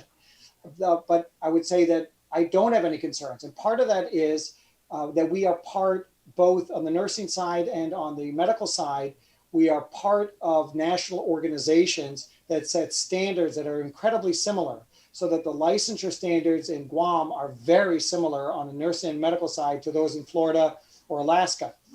That allows us to safely feel that if the Alaska Board of Medical Examiners is able to thoroughly review an applicant and tell the Guam board that that person is okay, we feel comfortable, very comfortable, I might add, on the Guam Board of Medical Examiners having that person come and practice in Guam.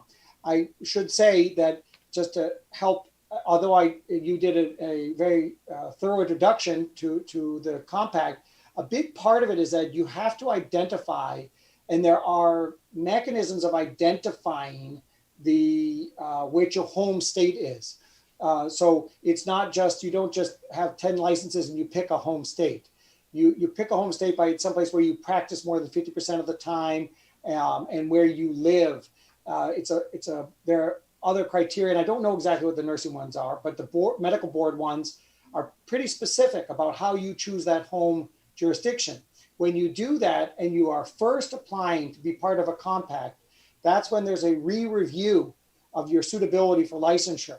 We have to trust that those boards are using criteria that were set forth, in our case, by the Federation of State Medical Boards, that says you can't participate in the compact unless your laws and the way you review things are approved, if you will. And we're inspected, and I'm sure that the licensing boards for the nurses in all jurisdictions are inspected by the Federation of State Nursing Boards as well, or the equivalent. That leads me to feel very comfortable with the applications having been thoroughly reviewed. For example, they must tell us that nobody's under investigation or anything of that nature. Plus, we do get the National Practitioner Data Bank reports as well for review. So if this allows us, and I feel it really does, allows us to safely lower the barriers, then we have to do this. It's the COVID has been fantastic for us in terms of proving that this was a good thing. So that if we had physicians who needed to come out and they were part of the compact and they applied through the compact, we basically take a quick review, make sure that there isn't anything discrepant in what we find in looking at their applications, and they're here faster than we ever could have had it done before. We have had no problems, and to date, the compact has not had problems with the accepting boards. We need physicians here.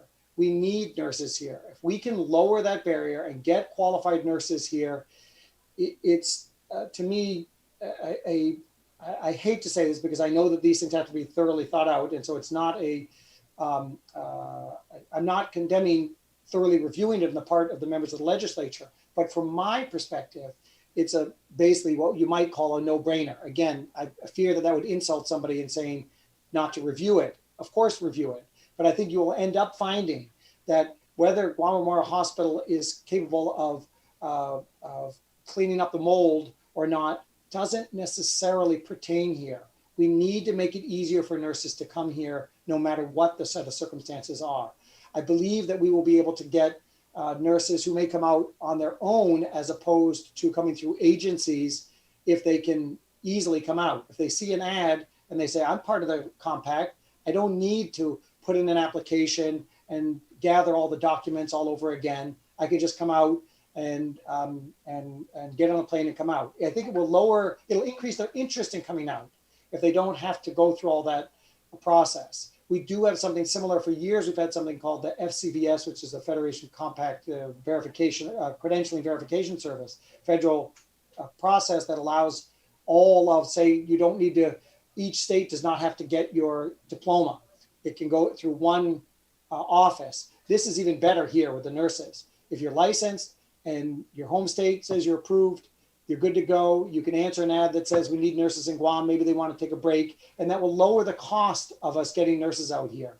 As to the out migration, I think the nurses who want to be on Guam are going to stay on Guam.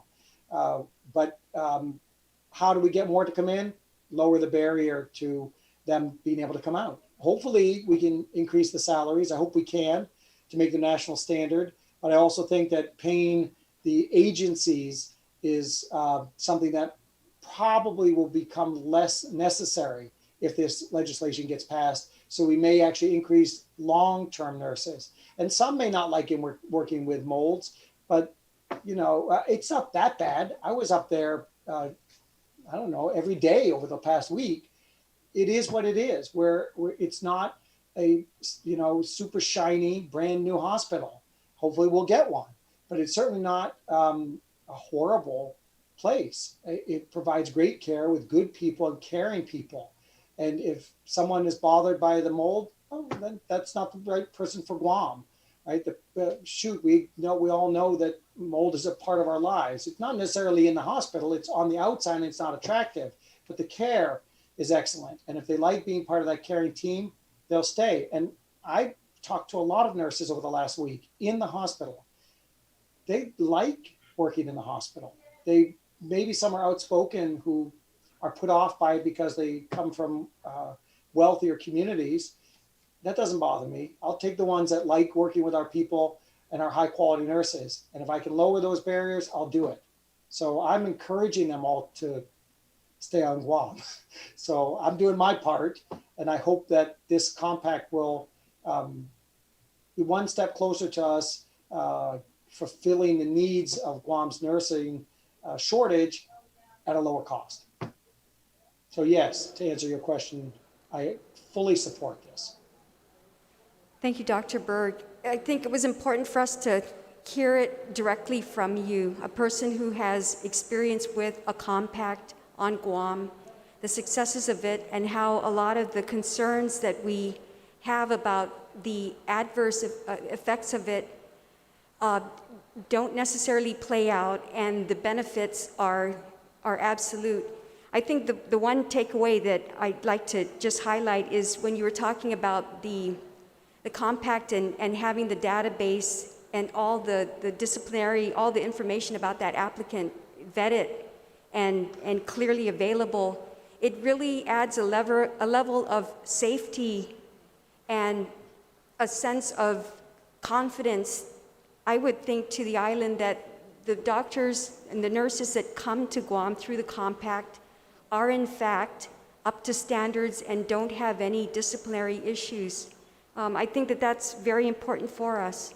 But also, the other thing too is everyone who comes to Guam and is hired at the will of the employer. So there's a tier of scrutiny, there's a tier of review that that would have to happen. It's not an automatic that you show up to Guam and you're compelled to, that we're compelled to hire you. And that is the case, obviously. Am I correct? The control exactly is always with the employer. I can speak personally from that we as employers also we will ask for the data. That's no different. Naturally, I think that's true all over the country. But the difference is that if you're a compact state, the person applying, and I think there's a psychological thing as well. If it's a compact state, you see the ad, you're more likely to answer it because you know that you're not going to sit there and go, oh, what people would ask before the compact would ask very frequently, how long does it take to get a license? And we tell them, well, we meet once a month. The vast majority of times we have a quorum and here are all the documents. People are a bit put off by that before we joined because it's a lot of work to put together an application for a medical license. And if you can do that in a competent jurisdiction that has been reviewed, by the way, it wasn't so simple. It did take us a while to we had to pass law, we had to modify the Medical Practice Act on Guam in order to be in compliance with the standards of the compact, but so have all the other jurisdictions. And when they did so, I think that people see the ad, they're more likely to respond quickly and gets us our foot in the door, then tell them about how wonderful a place Guam is to practice. And I think we will definitely find the same thing in nursing. They'll see the ad, they'll see the compact, and they'll answer it. Then you have the opportunity that every employer has nationwide. That hasn't changed. As you mentioned, Senator, nobody's forcing anybody to hire anybody. Even when we get the agency physicians, for example, with those who are helping out with the tele-ICU, we still scrutinize their licenses, their applications, whether they be at Guam Memorial Hospital, GRMC, or here, because they have to get I'm talking about here as in Guam Radiology Consultants. We have a credentialing process that has not changed in the slightest bit, but they know that, well, at least I don't have those, an entire weekend in which I'm going to be putting together my application.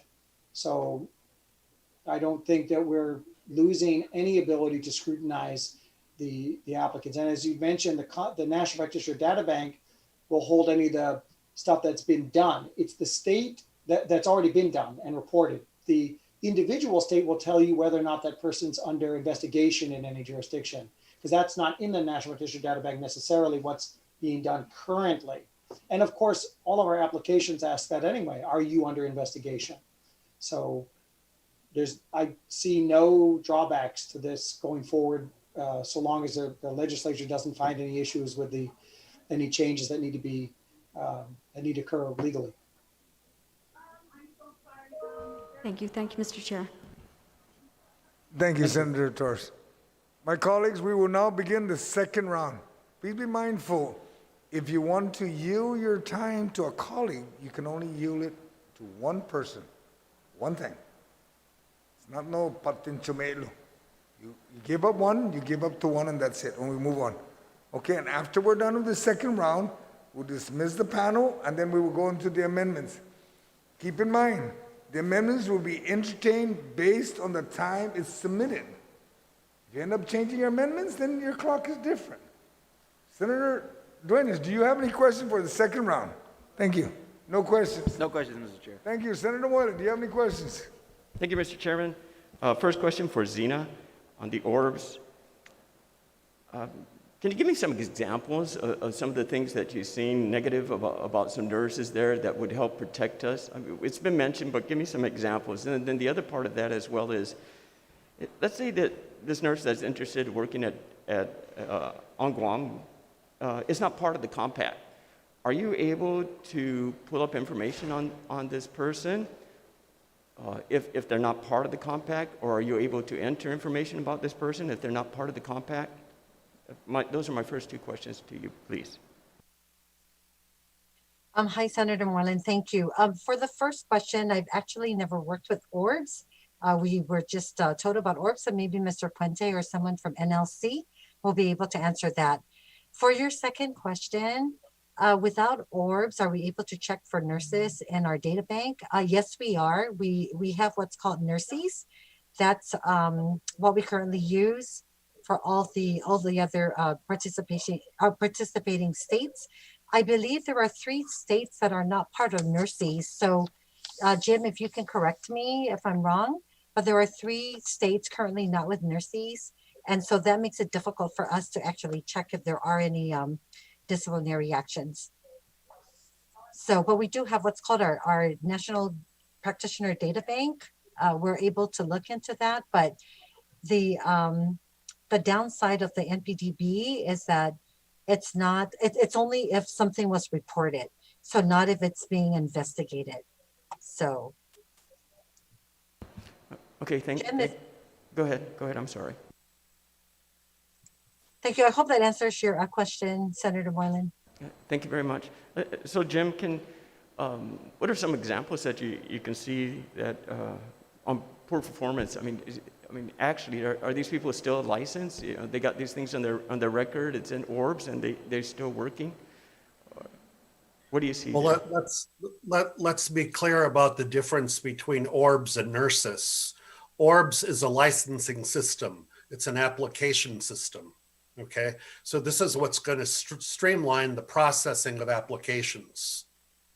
Nurses is the national database that has all of the 5 million nurses in the country, including their licensure and their disciplinary information. So every compact state is obliged to utilize nurses, to be a participant in nurses, and is required to enter their data on a daily basis into nurses. Compact states are required to flag a nurse that's under investigation. That's a statutory requirement. And other compact states are able to see that so that you know that a nurse that's coming to your jurisdiction is under investigation for some reason in another state or jurisdiction. The compact also gives you the authority to contact that jurisdiction and ask them the nature of that investigation. Okay, non-compact states don't have this requirement to flag the nurse, nor do they have the authority in law to share that investigative information with another state. So these are the public protection values or functionality that's inherent to the nurses system, which compact states are required to utilize.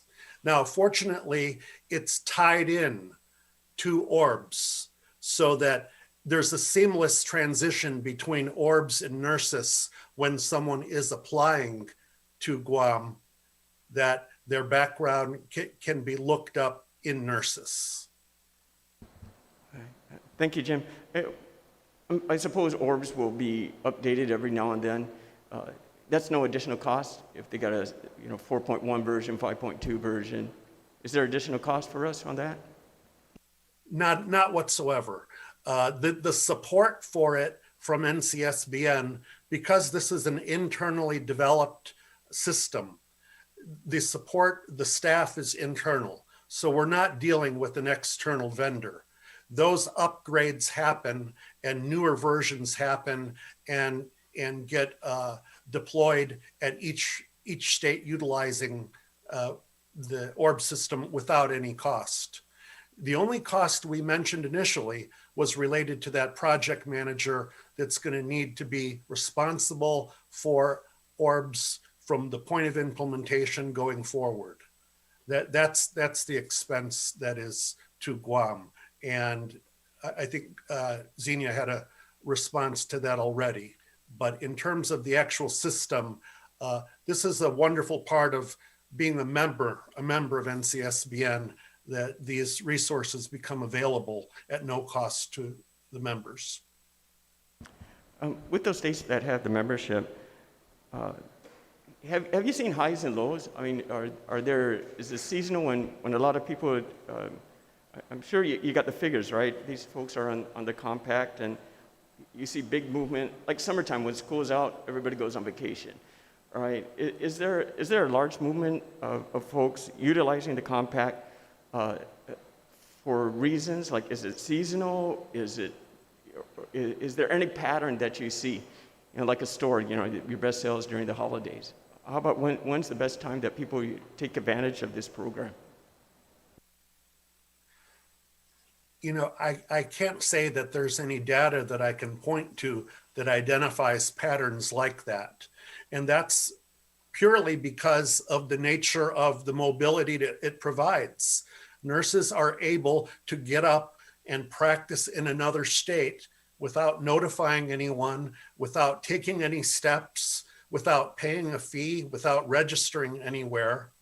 So, you know, that's a positive that you would want to have. But on the flip side, there's no way to record those movements from jurisdiction to jurisdiction. What we know anecdotally is that the places that have a need are now having their needs met. You know, if we use something that everyone knows, like Florida being a place where people flock in the winter in the mainland, and that they also have a high population of seniors. They have a high need for a lot of nurses, especially travel nurses. And they have them because Florida now is a part of the compact as of January of 2018. So we know that that's what they're experiencing. But again, these are anecdotal types of pieces of evidence based on our conversations with those states, based on our knowledge of what they're experiencing. And for example, New Jersey, which nurses are not able to get a multi-state license now, but nurses from other compact states are able to go to New Jersey to assist during the pandemic. And we've talked to those hospital systems, and we've talked to others there that are well aware of nurses coming in under a compact license. The hospitals are the ones that know, because they're the ones recruiting and bringing these nurses in. Thanks, Jim. So for example, like in Florida and other states where you have the conversations with them, so when that need exists, not necessarily for the pandemic, as you explained in Florida's situation, how does it operate? Okay, the hospital says, like Christine here at GMH says, hey, we got this need. What do? You just hit the red button, say alert, you know, it goes out on compact, and then, you know, anybody interested, please come, we need assistance. How do you notify the masses? So let's be clear that what we are is a public agency that makes a multi-state license available, an agency that is made up of all the member states. We have nothing to do with staffing or recruitment. That is left to the staffing industry. So there is no notification or anything like that. That's not something that we're involved with. But obviously, the folks that are in that field are very aware of when a new state joins the compact. And they know that they can recruit from that state because now they're a member of the compact. They know that there are these 34 compact states available to them to recruit from. So whether you're a hospital or a staffing agency, you know that you can access the nurses from those states, from those jurisdictions, and there won't be a delay, a paperwork process for them to start working in your state. But we're not involved in, you know, turning on some alert to say this state needs help or anything like that. That's we're in nursing regulation, not in providing nurse staffing. Thank you for that explanation, Jim. All right, my next question is for Christine. Maybe just, Christine, just tell me a story, right? Other than COVID, or well, use COVID, right? If this compact, if this bill was already law, and it was in place before we had the COVID situation. Do I see Christine there? Oh, yes. And this is, thank you. And I am, it's already, it's law before we had this pandemic. How would GMH be different, or would it be the same, or how would this change the life for you over there at GMH, please? I think if NLC were in place prior to the pandemic, it would have eased the mobility of nurses to work on Guam. We had to recruit nurses from a travel agency because we did not have enough nurses locally to respond to in our hospital response to the pandemic. So the fastest way was to get nurses through travel companies to meet the community demands in the safest way possible, to administer safe care, to administer quality care. And if NLC were in place at the time, I think it would have been a much smoother process to bring the nurses over. Okay. Thank you, Christine, and thank you to the panel, Mr. Chairman. Thank you very much. Thank you, Senator Moreland. Senator Perez, if you have any questions, you're recognized.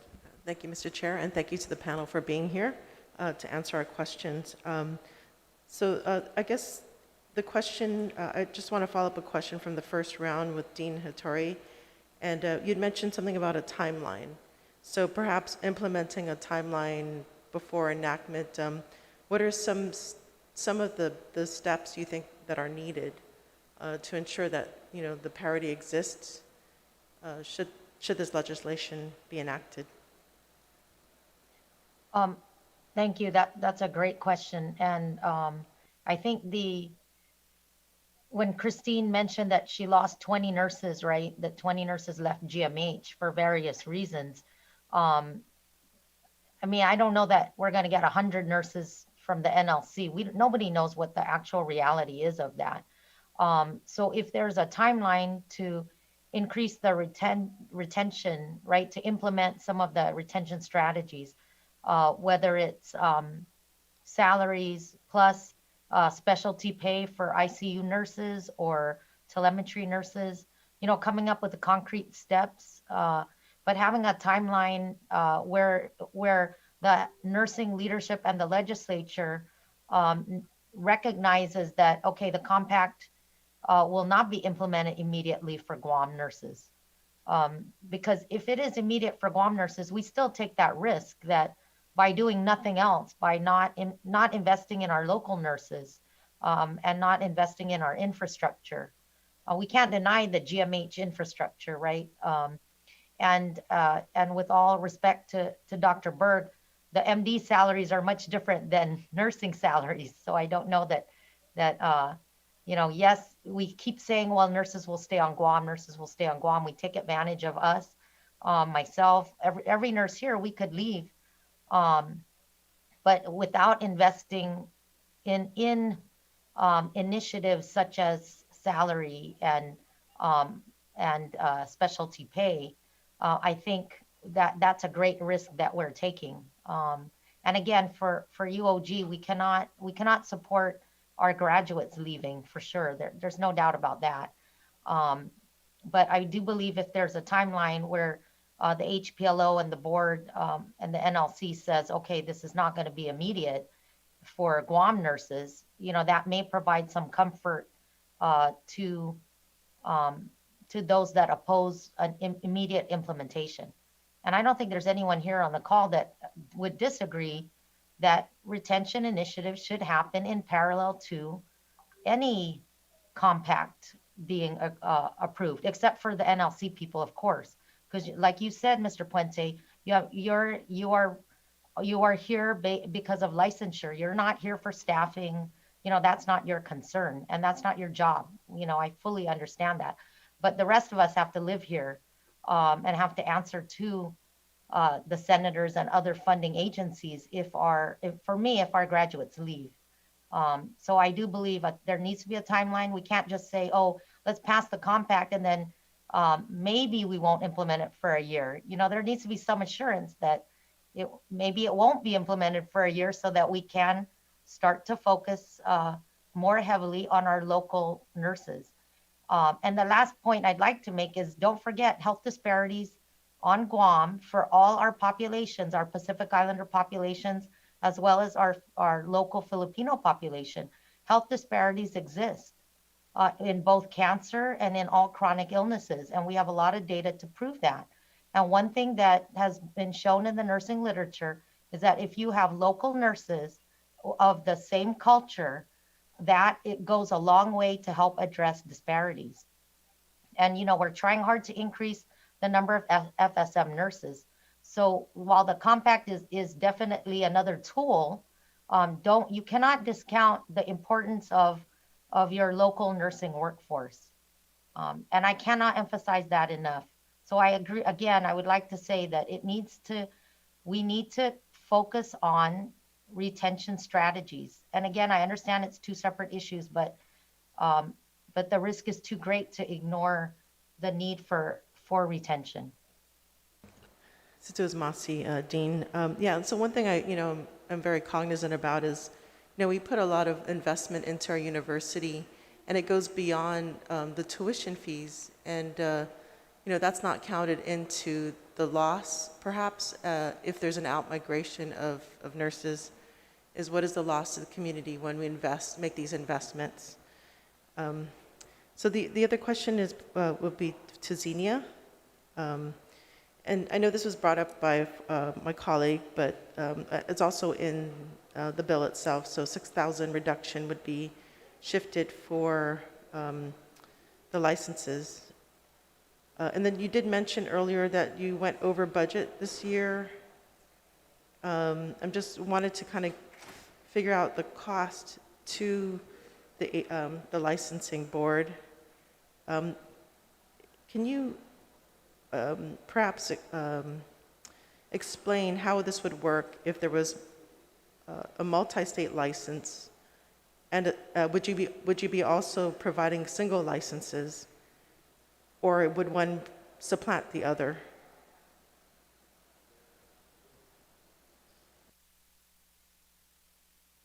Is Xenia here?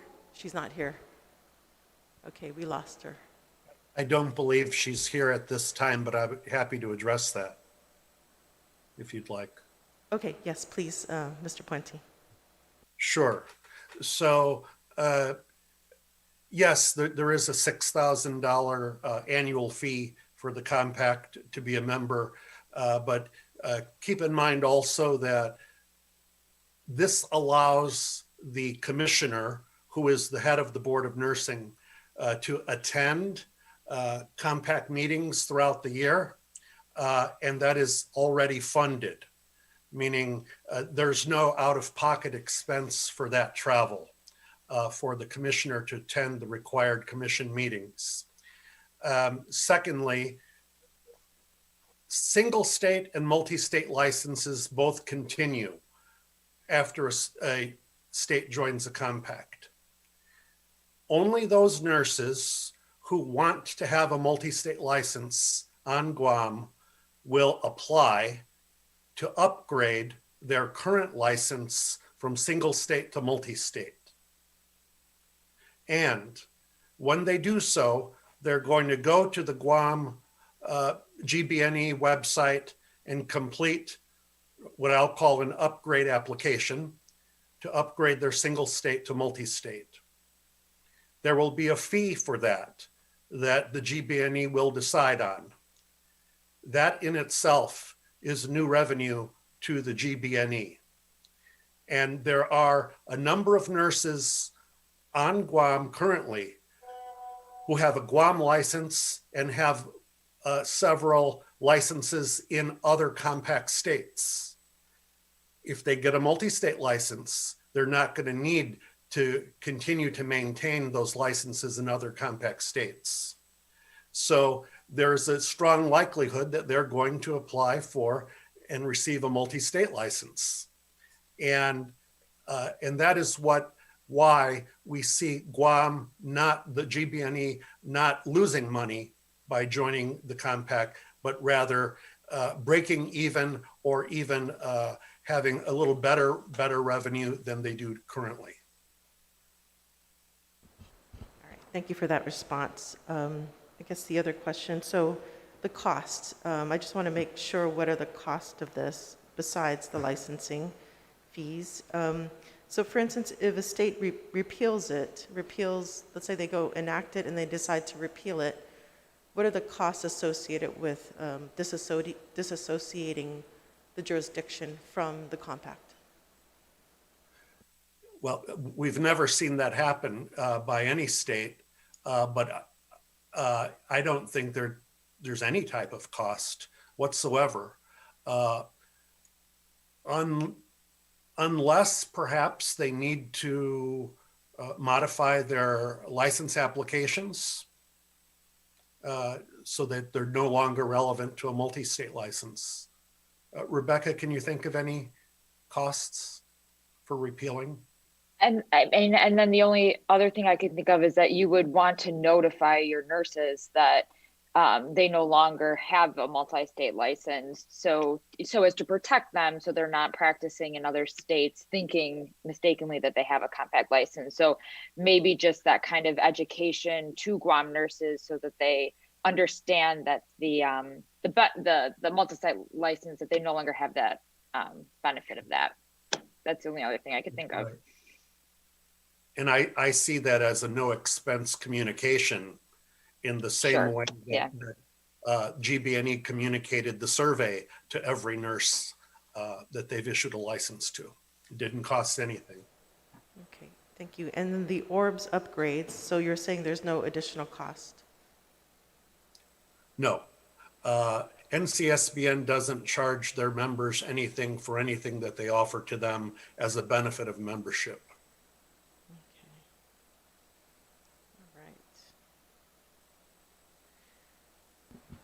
Senator Perez, if we can pause for a minute, and we have Ruth Gurusamy, if I'm correct, that will be joining the panel. She's from the Health Services of the Pacific. I'd have the sergeant arm swear. Mr. Chair. Yes. I'm just asking, did anyone make a motion to bring them in? The other witness that was just here to testified and left, and we're not even able to ask them questions. Who's that? Dr. Berg, I don't see him anymore. Dr. Bird's not there? Let's see on the panel. Dr. Bird is not there.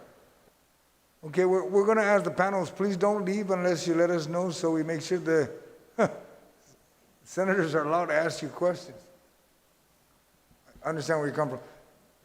They were on the list of folks to attend, so I'm just surprised. But we'll have Ruth, we'll get her on. Is she on now?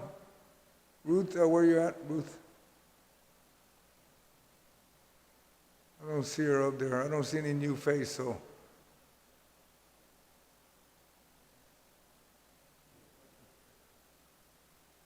Check Rudy.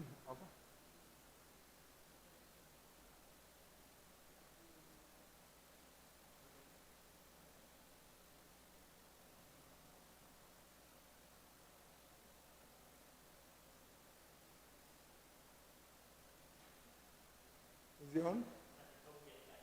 You having trouble getting back on? Okay, then we'll just go ahead and continue, Senator Perez, until we get Ruth on, and then we'll find out where's Dr. Birch. Thank you. All right, thank you, Mr. Chair. So this question is for Mr. Puente about nurses. So would you say there's a nursing shortage nationwide?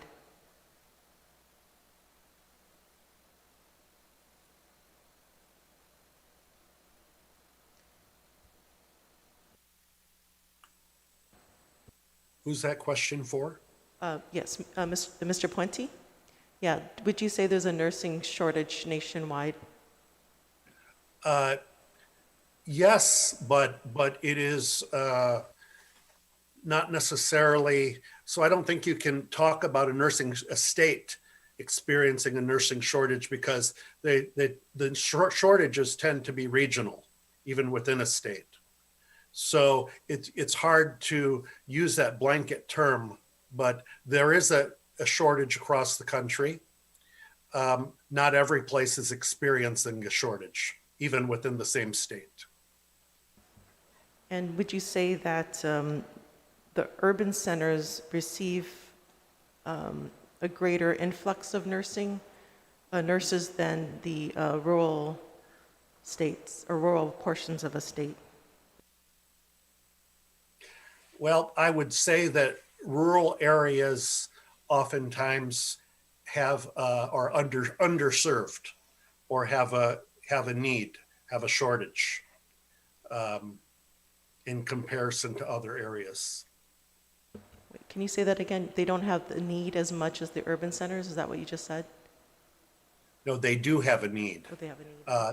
Okay. That rural areas experience a shortage. They tend to, yes. So this is within NCL states themselves? In any state. Okay. So I think when it comes to NLC states, the rural areas of NLC states are able to have access to telehealth providers more easily because the providers are licensed to practice in that state. And so it enables a nurse to be able to practice with patients in that state. Very similar to nursing faculty who teaches online, who needs to hold a license in the states where their students are located. If they have a compact license, they have greater ability to reach students in compact states. but yet we see the disparities within the NCL states themselves.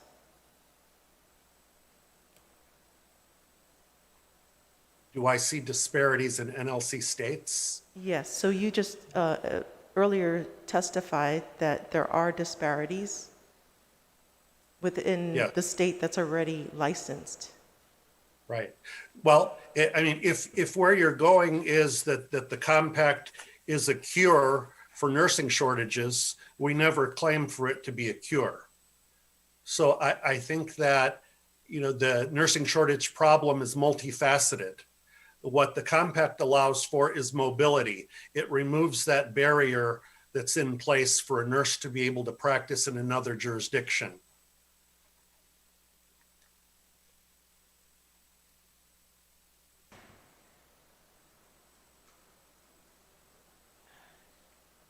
All right, in regards to, so there's some mention that there was an increase in influx of nurses that joined the licensure. Can you go basically, no, maybe I'll just withdraw that question for now. So I think it's pretty clear that you're right. As you said, it's not the answer to address shortages, and it's a multifaceted issue, and something I believe that, you know, we need to look at before before we join something like this. And you know, perhaps there's other policies that can address this issue. And so, yeah, there should be it should be looked into. So thank you, Mr. Chair. Thank you. Now we'll have, before we proceed on, Sergeant Arm will swear in Ms. Ruth Kursami, Health Services of the Pacific. And yes, my colleagues, we're trying to get hold of Dr. Birch to get him back on. Lost connection, so we're going to try to find him. Oh, he's back on. I see Dr. Birch now. Thank you, sir. Sergeant Arms, please, Ruth. Welcome. Okay. Dr. Ruth, can you raise your right hand? Under penalties of perjury, you affirm that any and all information that you provide today, whether it be verbally, electronically, and in writing, be the truth, the whole truth, but nothing but the truth, so help you God. I do as a nurse and not as a physician. Mr. Chair, you may proceed. Thank you, Dr. Ruth. Nurse Ruth. Senator Shelton, do you have any questions, ma'am? Moving along.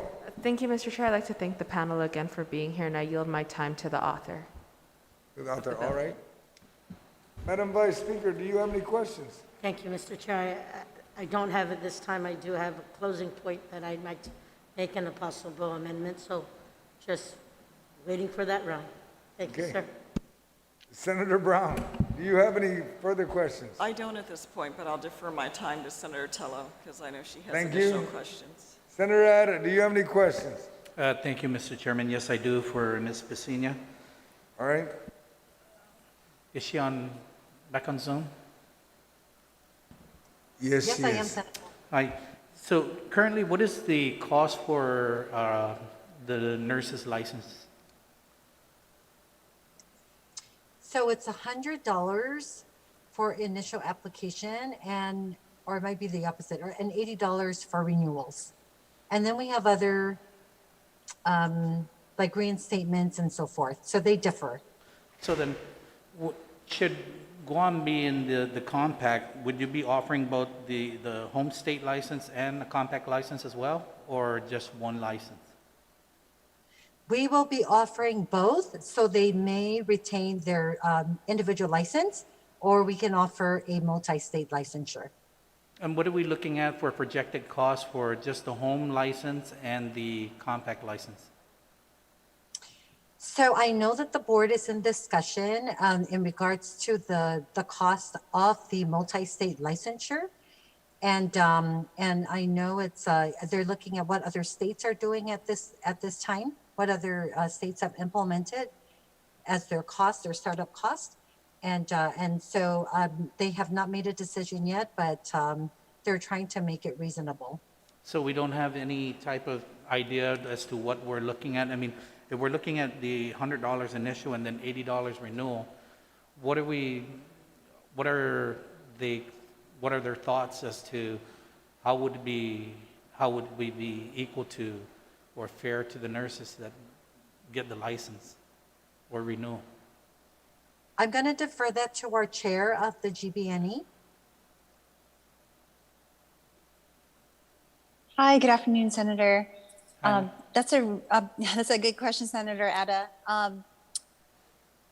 You know, I've been on the board now, this is maybe my 5th year, and when it came to expenses of the board, it was never really an issue that came up.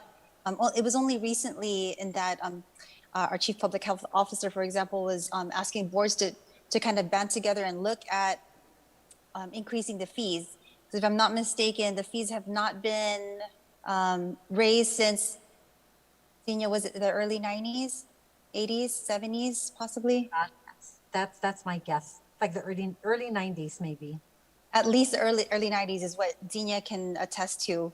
And so even before NLC, we were asked to start looking at the fees, but only recently have we started to get information from HPLO.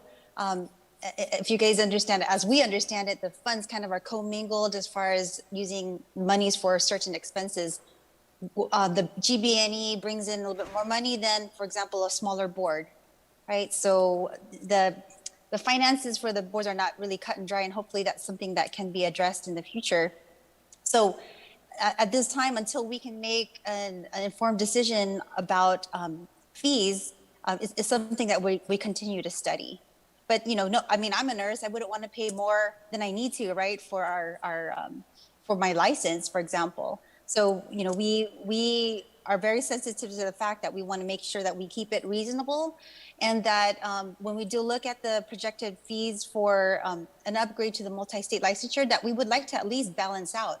We already know that we will have benefits on the regulatory side at the board. We know that we'll get the benefit of the orbs, for example. And, I don't think, where are we going to find a $600,000 program that comes with all of the maintenance forever, pretty much? right? So that's So- that's all I can report right now, sir. Okay, thank you. So then, is there any cost sharing as to the initial licensure or renewals with the NLC? So for every renewal, would you have to, 50% will stay with Guam and then 50% will go with NLC? No, no. All the fees will come to Guam. I see. Okay. Thank you, Mr. Chairman. That's the only questions I have. Thank you, Senator Adams. Senator Clinton, none. Senator Peter, do you have any question for the second round? Thank you, Final Mr. Chair. I just want to thank the panel, and I also want to give Senator Torres my time. Thank you very much. Thank you. Senator Blas, do you have any questions, sir? As I'm sitting and I'm watching your OFB guy, okay, I'm wondering, you know, I mean, are we just talking about a $6,000 financial impact on this? You know, I mean, monetary-wise, but this whole process is because there needs to be a contract in place. I know we're in committee of the whole for the purposes of, you know, the finances. Steve just looks bored right there. Okay? And so I'm trying to get him involved and trying to figure, okay, how does this fit in the budgeting of the government of Guam? What's your take on this, Steve? Well, Senator, my understanding of Bill 1336 is the $6,000 is an outright appropriation being charged to the Health Professional Licensure Fund. Right now, the fund, there is adequate funds in the fund balance. If you look at the FY 2019 financial audit, there is a sizable amount in the fund balance that would be sufficient to cover the $6,000 appropriation in this bill. However, if you look at the trend for 2020 and what we're tracking in 2021, in 2020, the fund basically was kind of short. It was non-performing. I believe there's a shortfall of approximately, I think, $32,000, which needs to be taken into account in the FY 2019 balance. And what we're tracking for 2021, also based on BBMR's fiscal note, is they're expecting at least a $61,000 shortfall in 2021. That being said, my only concern that I have with any appropriation in any bill going forward, and I expressed to the chairman, is that because we are in the budget process of trying to determine the budget for 2022, and because of what we have been experiencing the last year, we all know that times are hard. The economy is taking a beating. Government of Guam's revenues is taking a beating. And I would just caution, the body that anytime you make an appropriation from any fund, that fund is going to help fund operations for FY 2022, if it's not already funding in FY 21. So in this particular bill, since the appropriation the appropriation has been identified to a specific fund for this specific purpose, I basically have no problem with it because there is money in the fund. But what I also like to do at the same time is that whatever monies we have in any fund, please be cautious on how we want to utilize that fund because we're going to need it in the future. Recovery time for the economy in Guam is anywhere from 1 to 3 years out. We are right now in the midst of this pandemic and what it's done to our economy. So with that said, Senator, in terms of this particular appropriation, how it affects the budget, it really doesn't have any really negative effect on the budget going forward because the fund that's being identified is specifically for this type of expenditure. Okay, I think that, I believe that had to be addressed, okay? And you're right, I think for any appropriations measure, how small it may be,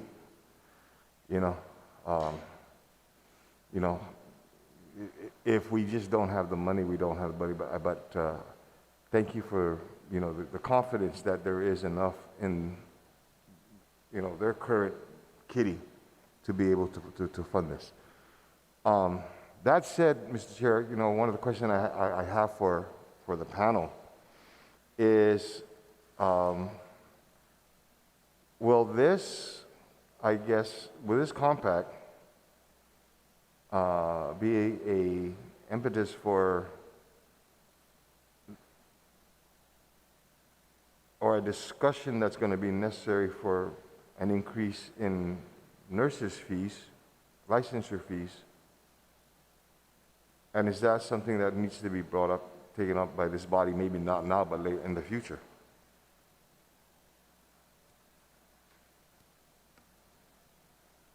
How much is your fee now, Bernadette? Yeah, I think, or Zena, did you say that, what's your current annual fee per license, per nurse? Senator, it's $80 currently for RN renewals and currently $60 for LPN license renewals. Okay. So now, will this... Initial application. I'm sorry, Senator. Go ahead, go ahead. Is $100. Yeah, so the initial application is $100 for new nurses. That's in the case of the LPN, at $80 plus 100? No, it's one or the other. It's Okay. either they're applying for a license or they're renewing their license. Okay. Correct. Okay, I just wanted to make sure. Okay, thank you. Thank you, Mr. Chair. Thank you, Senator Blas. Senator Tello, do you have any questions, ma'am, on this second round? Thank you, Mr. Chair, I do. And Zenny, you mentioned earlier it's $100 for first-time nurses, and then is that $80 per year or $80 every other year? For Every other year. Every other. Every. So it's $80 every other year. So technically it's about $40 a year, right? Correct. Okay. It's a one-time fee of $100 first to register. That is true. Okay. So technically it's about $40 a year. Okay. And it was mentioned too earlier, since we're getting into the budget, in 2019, that the board actually expended more than what they took in on finances. And I thank Steve for the words of wisdom on budget, to be conscious of what's coming forward, because we're starting to see it right now in the CRER report, especially special funds revenues that are coming in are way below what was projected. So I understand that. I also appreciate Mr. Quinty. The comment that you made actually is, it's ironic. I've been going through all my notes on my desk on this. And you mentioned, and I quote, "The NLC is not a cure for the nurse shortage. But through all the testimonies that we received," here's one from Zena. She says, "And for years we have been struggling with the nurses' shortages. And that's a reason why we need the NCL." Here's another one from Bernadette Santos, who says, "We are always in a nurses' shortages, as others previously testified about." There's one more in here that talks again about the nurses' shortage. But Mr. Quinty, I'm sorry if I have your name a little bit off there, but please excuse me for that. But you said the NLC is not the cure for nurse shortage. I'd like to thank you very much for the panel that is here today to testify. and to provide answers to our questions that we had. I greatly appreciate it. I know the time over there in the mainland is, you guys are burning the midnight oil there for us, and I greatly appreciate the time you're taking to do that. Of course, our nurses. And as I mentioned before, I'm in support of this compact, but I'm in support of it with the parallel administrating this, a parallel to it, to allow that our nurses that do decide to stay home, we need to thank them by giving what they're worth and bring some parity to the salaries of our nurses, especially those who decide to stay home and take care of our families. Mr. Chair, as I mentioned, the letter by GFT, and for those who are listening, GFT, the Guam Federation Teachers, not only, they represent professionals as well as nurses in the field. And I'd like to read into the record, Mr. Chair, the letter from them, dated February 16, 2021. Dear Guam Legislature, I'm writing this letter in opposition to Bill 1336, not because of its bad intent, but this is just wrong time for the bill. Guam needs to fix the nursing shortage problem by changing the board's timelines and made it faster and easier to accept nurses from off-island. It would be easy to create writing fix to stop this burden and allow military nurses to help our nurses shortage. The other problems, such as working conditions and deteriorating infrastructures, are not so easy to fix, thus making it dangerous for work on Guam. But as senators, I know you are aware of this, as the mantra of health, education, and public safety are constantly in campaign promises. Thirdly, pay is an issue. It is my opinion that if you allow this bill to pass, the door will open for nurses to leave the island. 30% pay increases in cheaper living areas will help every nurse working on Guam, both public and private. Contrary to one senator's opinion that money is not everything, it is when you live in an area with such high cost of living. Nurses are and have been negotiating a contract for years. While they wait, their rights and morals are eroded over time. The staling of these negotiations only adds to the frustration that many nurses feel. Passing this bill will also put a strain on the retirement fund, as transit nurses will take out of the retirement fund and move on to the next adventure. Creating a transit community with temporary workforce is not the model of a healthy society. Guam needs people who are invested in our community for the long term. People who visit don't have the same sense of civil responsibility as those who make Guam their permanent home. Residents vote and lobby to make schools and hospitals better. Citizens want laws that protect the environment of Guam. Short-term residents use and move its conditions get bad. They do not have a vested interest in our community or our island. If these problems are fixed, then I would not be worried sick about those who will be in danger when seeking medical attention at Guam Memorial Hospital. I urge you to fix things in-house first before sending nurses through the escape portal you will be creating with the passage of this bill. Sincerely, GFD President Timothy Fedenko.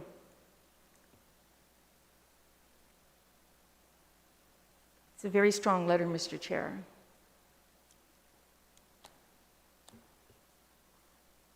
Thank you, Mr. Chair. Thank you. Madam Speaker, do you have any questions for the final round, second round?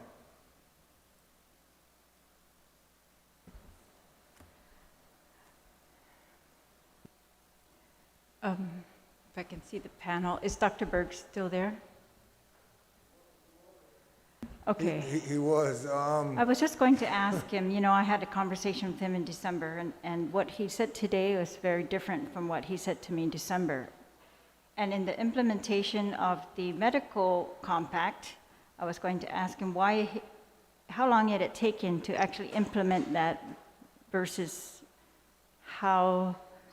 when it was passed?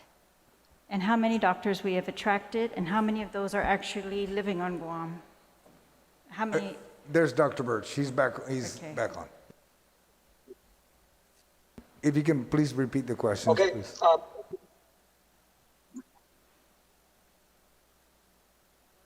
Hello? Okay, Dr. Berg, I was going to ask you, in implementation of the medical compact, it was not implemented right away after passage by the Guam Legislature. I think it took about 5 years, is that correct? Madam Speaker, I don't think it was that long. I think more about 2 years. And in that process, and I apologize that I'm driving actually to a Guam board meeting, the Board of Medical Examiners meeting right now. But it took about 2 years, 2 to 3 years for us to be, process has been sped up now. So the new jurisdictions that are part of the compact and join the compact, it doesn't take them that long. You are correct in that the previous time that we spoke last fall, that I was in December. We were experiencing some. It was just in December. Jesus, it's hard to imagine. Well, okay, at that point, we were still getting a bit nervous about getting applications in that we were unable to scrutinize. However, what we were discovering at that time is what I had mentioned is that as employers, because I had not hired anybody personally, nor had any member of the board personally hired anybody.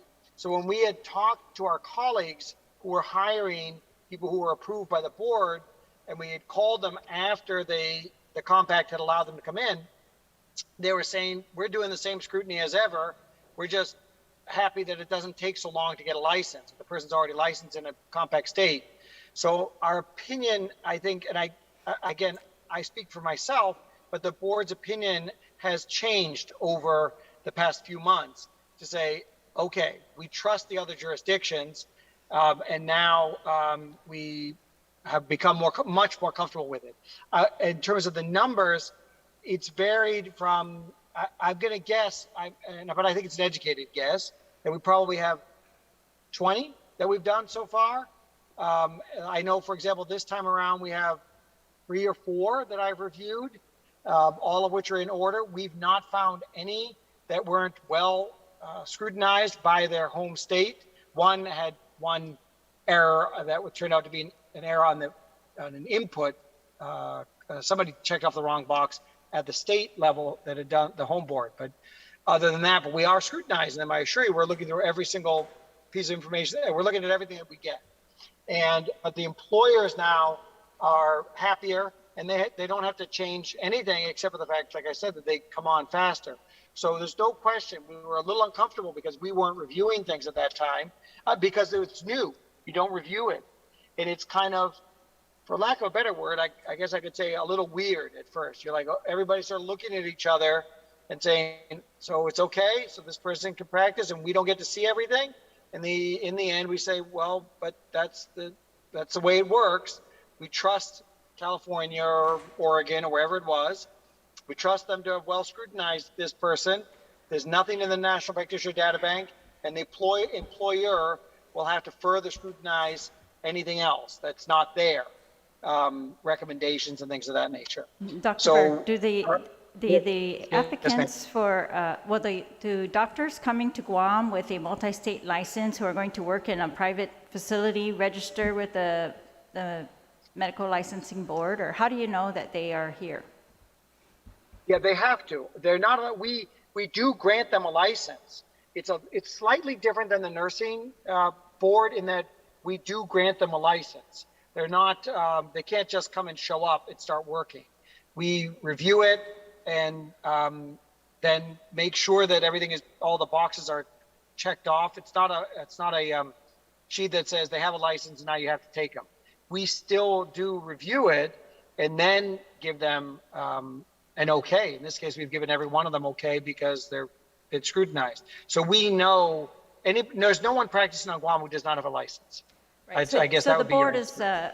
is getting an application for an expedited permit from these people, and you are kind of approving them as well, right? In your board meetings, I've seen that in your minutes. And how many have Right. you said you about approximately 20. How many of those are on Guam at this time? I don't know. I would guess half of them came through. Some of them are doing the tele support, like a tele ICU, but I would guess that half, and it also, for example, with teleradiology support, although I don't think we had any from teleradiology, but some are tele and some are live and some were locums, where they're just coming out working. We don't really have a mechanism to know who is here. They don't actually have to physically be here. When they renew, we find out whether or not they've been practicing on Guam. But someone is free to get a license and then move. We can't, when they move, we don't tell them you have to turn in your license or anything of that nature. All right, thank you. Thank you very much. You're welcome. So Christine, for GMH, you said earlier that if you had had the NLC during the pandemic, that the process of hiring the off-island nurses would have been smoother. Could you please clarify what you mean by that? What is smoother? You mean the process of going through the nurse licensing board? Yes, yes, Senator Terlahi. I would expect that with the NLC, it would have expedited the licensure to practice on Guam. The nurses, when they came on board for crisis staffing, they still had to go through a process. The board had to implement waivers to grant emergency temporary licensures. And that all had to take place. But there are still steps that the board has to take to ensure that background checks are clear and that licensures in other jurisdictions are clear.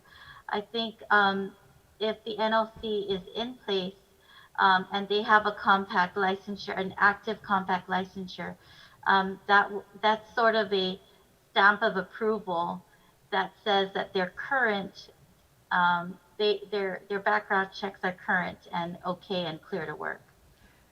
Right, according to the NLC standards, they wouldn't be reviewed anymore by the Guam Nursing Board. They wouldn't even be notified, actually, because you could hire them directly. Is that right? I believe they would be notified of their place of employment, but the steps would be streamlined. All right, and during the pandemic, are you aware of the executive order that the governor passed to waive all the licensing requirements, and that we were actually giving temporary work permits to nurses that had all different kinds of qualifications? Yes, but there were still steps that the board had to take just to ensure that their license was in good standing in other jurisdictions. All right, and so I don't remember if it was you or Lillian that said that it took about 2 days to process those off-island nurses. Is that right? Yes. All right. I have no further questions, Mr. Chair. I'd like to, just one more question again, and for the University of Guam.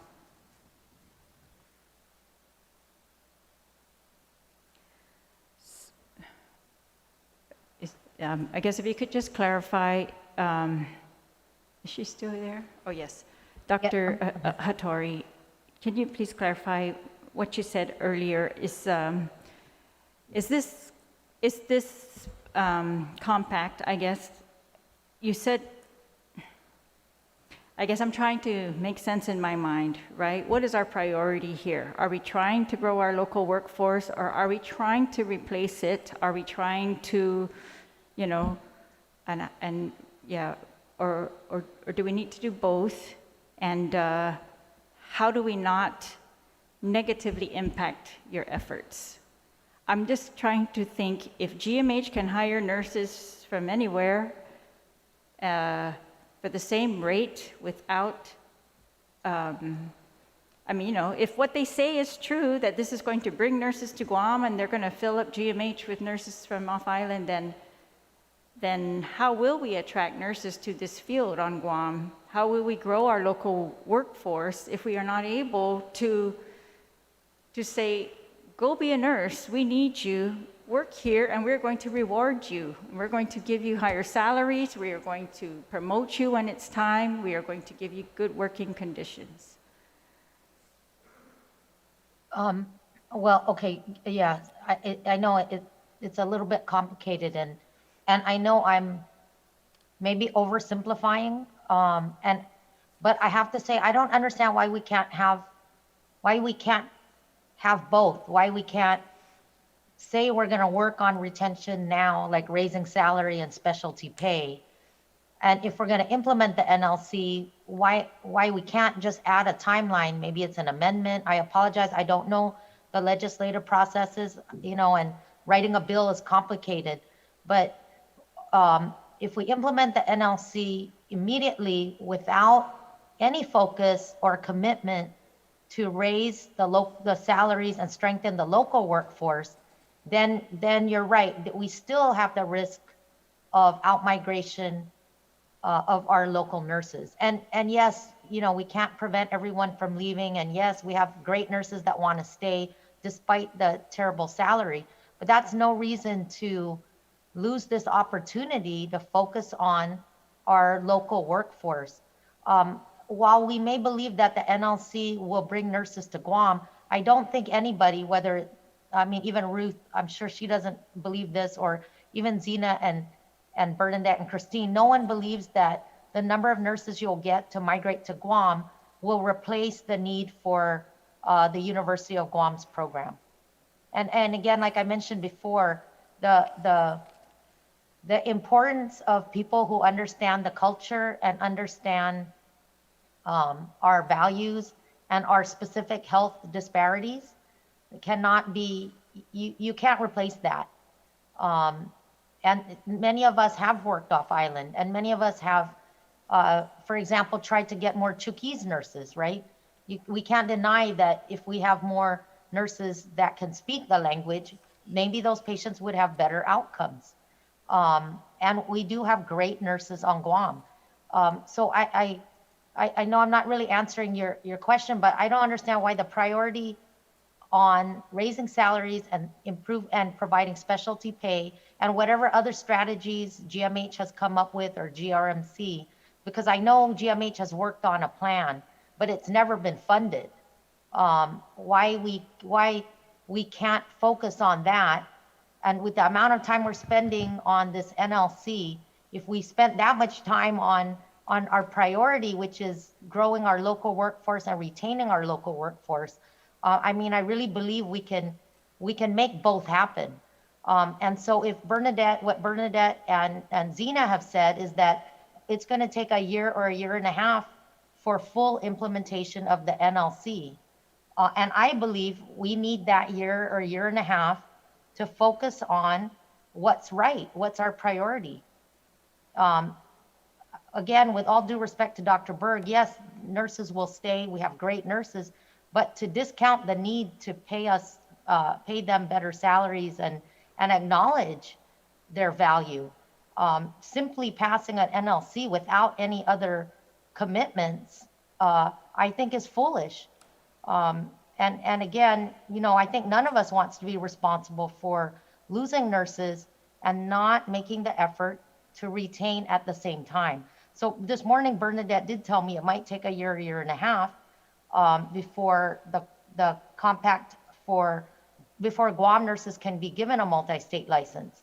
And I think if that, like I've said before, if that can be put in writing, if we can have a commitment or a timeline, then that would be great.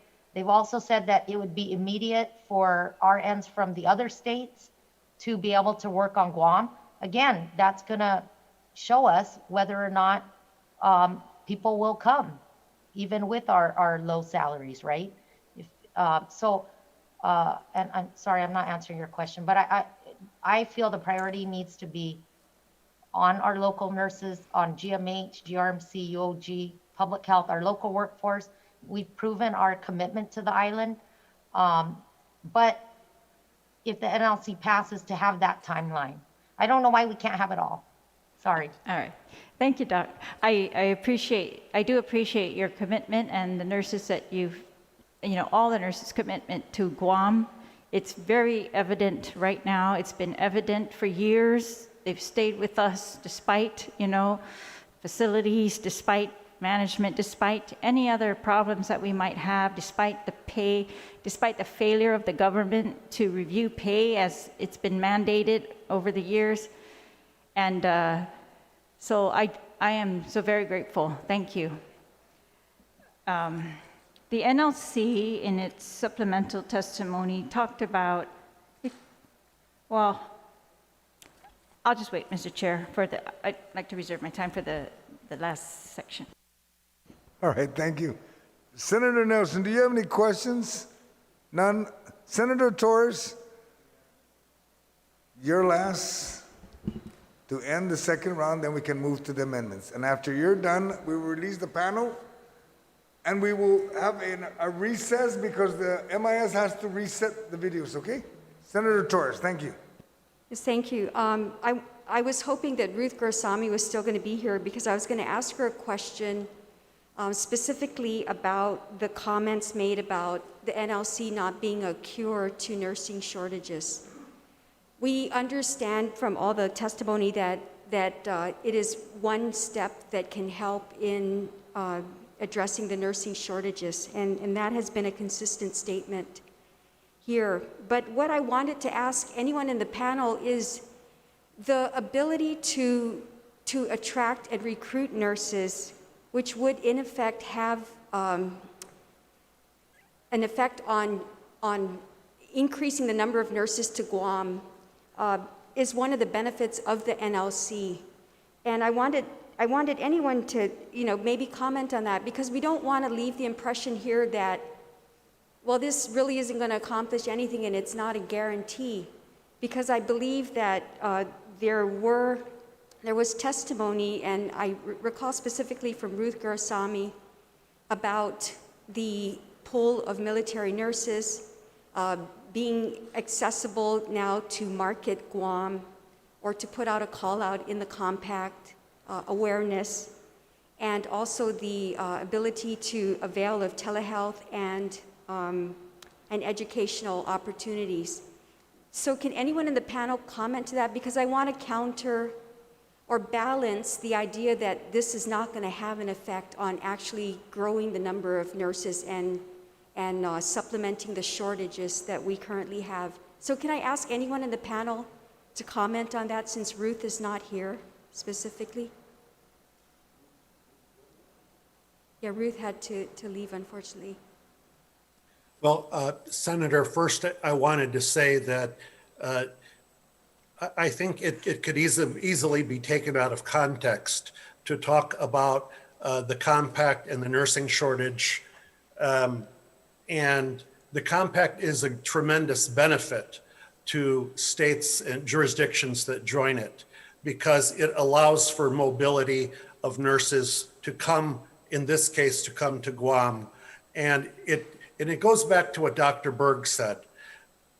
Nurses see that this is a compact jurisdiction. That's a green light that they see. That's a green light that they say, this is a place I can go to practice with my current license. I don't have to do anything. I don't have to fill out any paperwork. I don't have to pay any money. I can go to Guam and practice with the license I hold today. And that's huge, right? Because it is, when it's a non-compact state, that's when they see a red light. That's when they say, oh, yeah, I mean, it's out of consideration that they would go to practice there because of that process of getting another license to go there. So this is a necessary piece of the puzzle in helping a jurisdiction to increase the number of nurses within that jurisdiction. No one has a crystal ball to tell anyone what is a cure for a nursing shortage, but if we did, I don't think anyone in the room would believe it.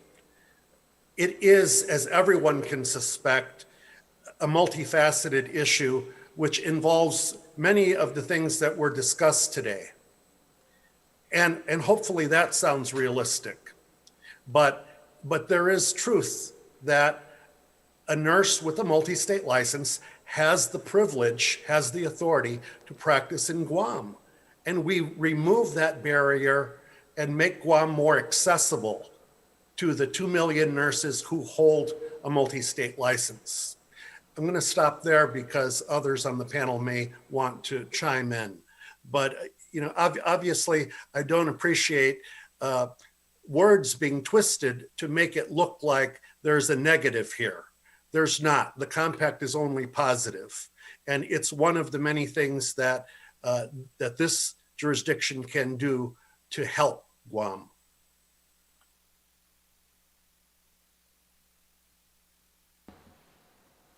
I'll proceed with another question to the panel. Did anyone there from either the GMH or the Guam Board of Nurse Examiners receive any question from Tim Fidenko of the Guam Federation of Teachers about their position on the NLC? Or was Mr. Fidenko speaking on his own as the president of the GFT? Can anyone just confirm that, if he conferred with anybody about whether his position was in line with their position? Hi, Senator. I have no knowledge of Mr. Fidenko reaching out to GMH prior to his testimony. Xenia. Hi, Senator Torres. Yes. As far as the Guam Board of Nursing, I have no knowledge of GFT, anyone from GFT reaching out to the Guam Board, and also on behalf of Public Health, none at all. Okay. Well, then I just want to point out then that everyone is entitled to their own opinion, but no one is entitled to their own facts. So GFT's statement that there will be a negative impact on the Government of Guam Retirement Fund also is categorically false. And I just want to put that on the record, Mr. Chair, since his letter and testimony was read into the record. And let me explain why the statement about the retirement fund is categorically false. New hires in the Government of Guam are placed under the Defined Contribution Plan, otherwise known as the DC Plan, which is not the Defined Benefit Plan. Under the DC Plan, any new employees are enrolled and contribute to 6.2% of their DC Plan account, and the government matches 6.2%. If the government employee does not work 5 years in the government, they do not vest. And if they leave the Government of Guam, then they do not keep the 6.2% the government contributed. This means that there is no impact to the Government of Guam unfunded liability. And I just want to put that on the record that, we may provide testimony, but clearly it was a position that was his personally or in his capacity as the president, but not reflective of the board or the hospital. And his threat about the impact to the retirement fund is categorically false. So for the record, I want to just state that we are not entitled to our own facts and to Zusmasi. Thank you, Senator Torres. My colleagues, we have ended the second round. We will now dismiss the panel. I'd like to thank the panel for participating today. And please be safe. Take care, and we hope to see you soon in the future. Thank you. With that note, my colleagues, we will take if they're speaking to MIS, they have to reset the system. They asked for 15 minutes. We're on recess for 15 minutes. Thank you. And then we'll begin the amendments.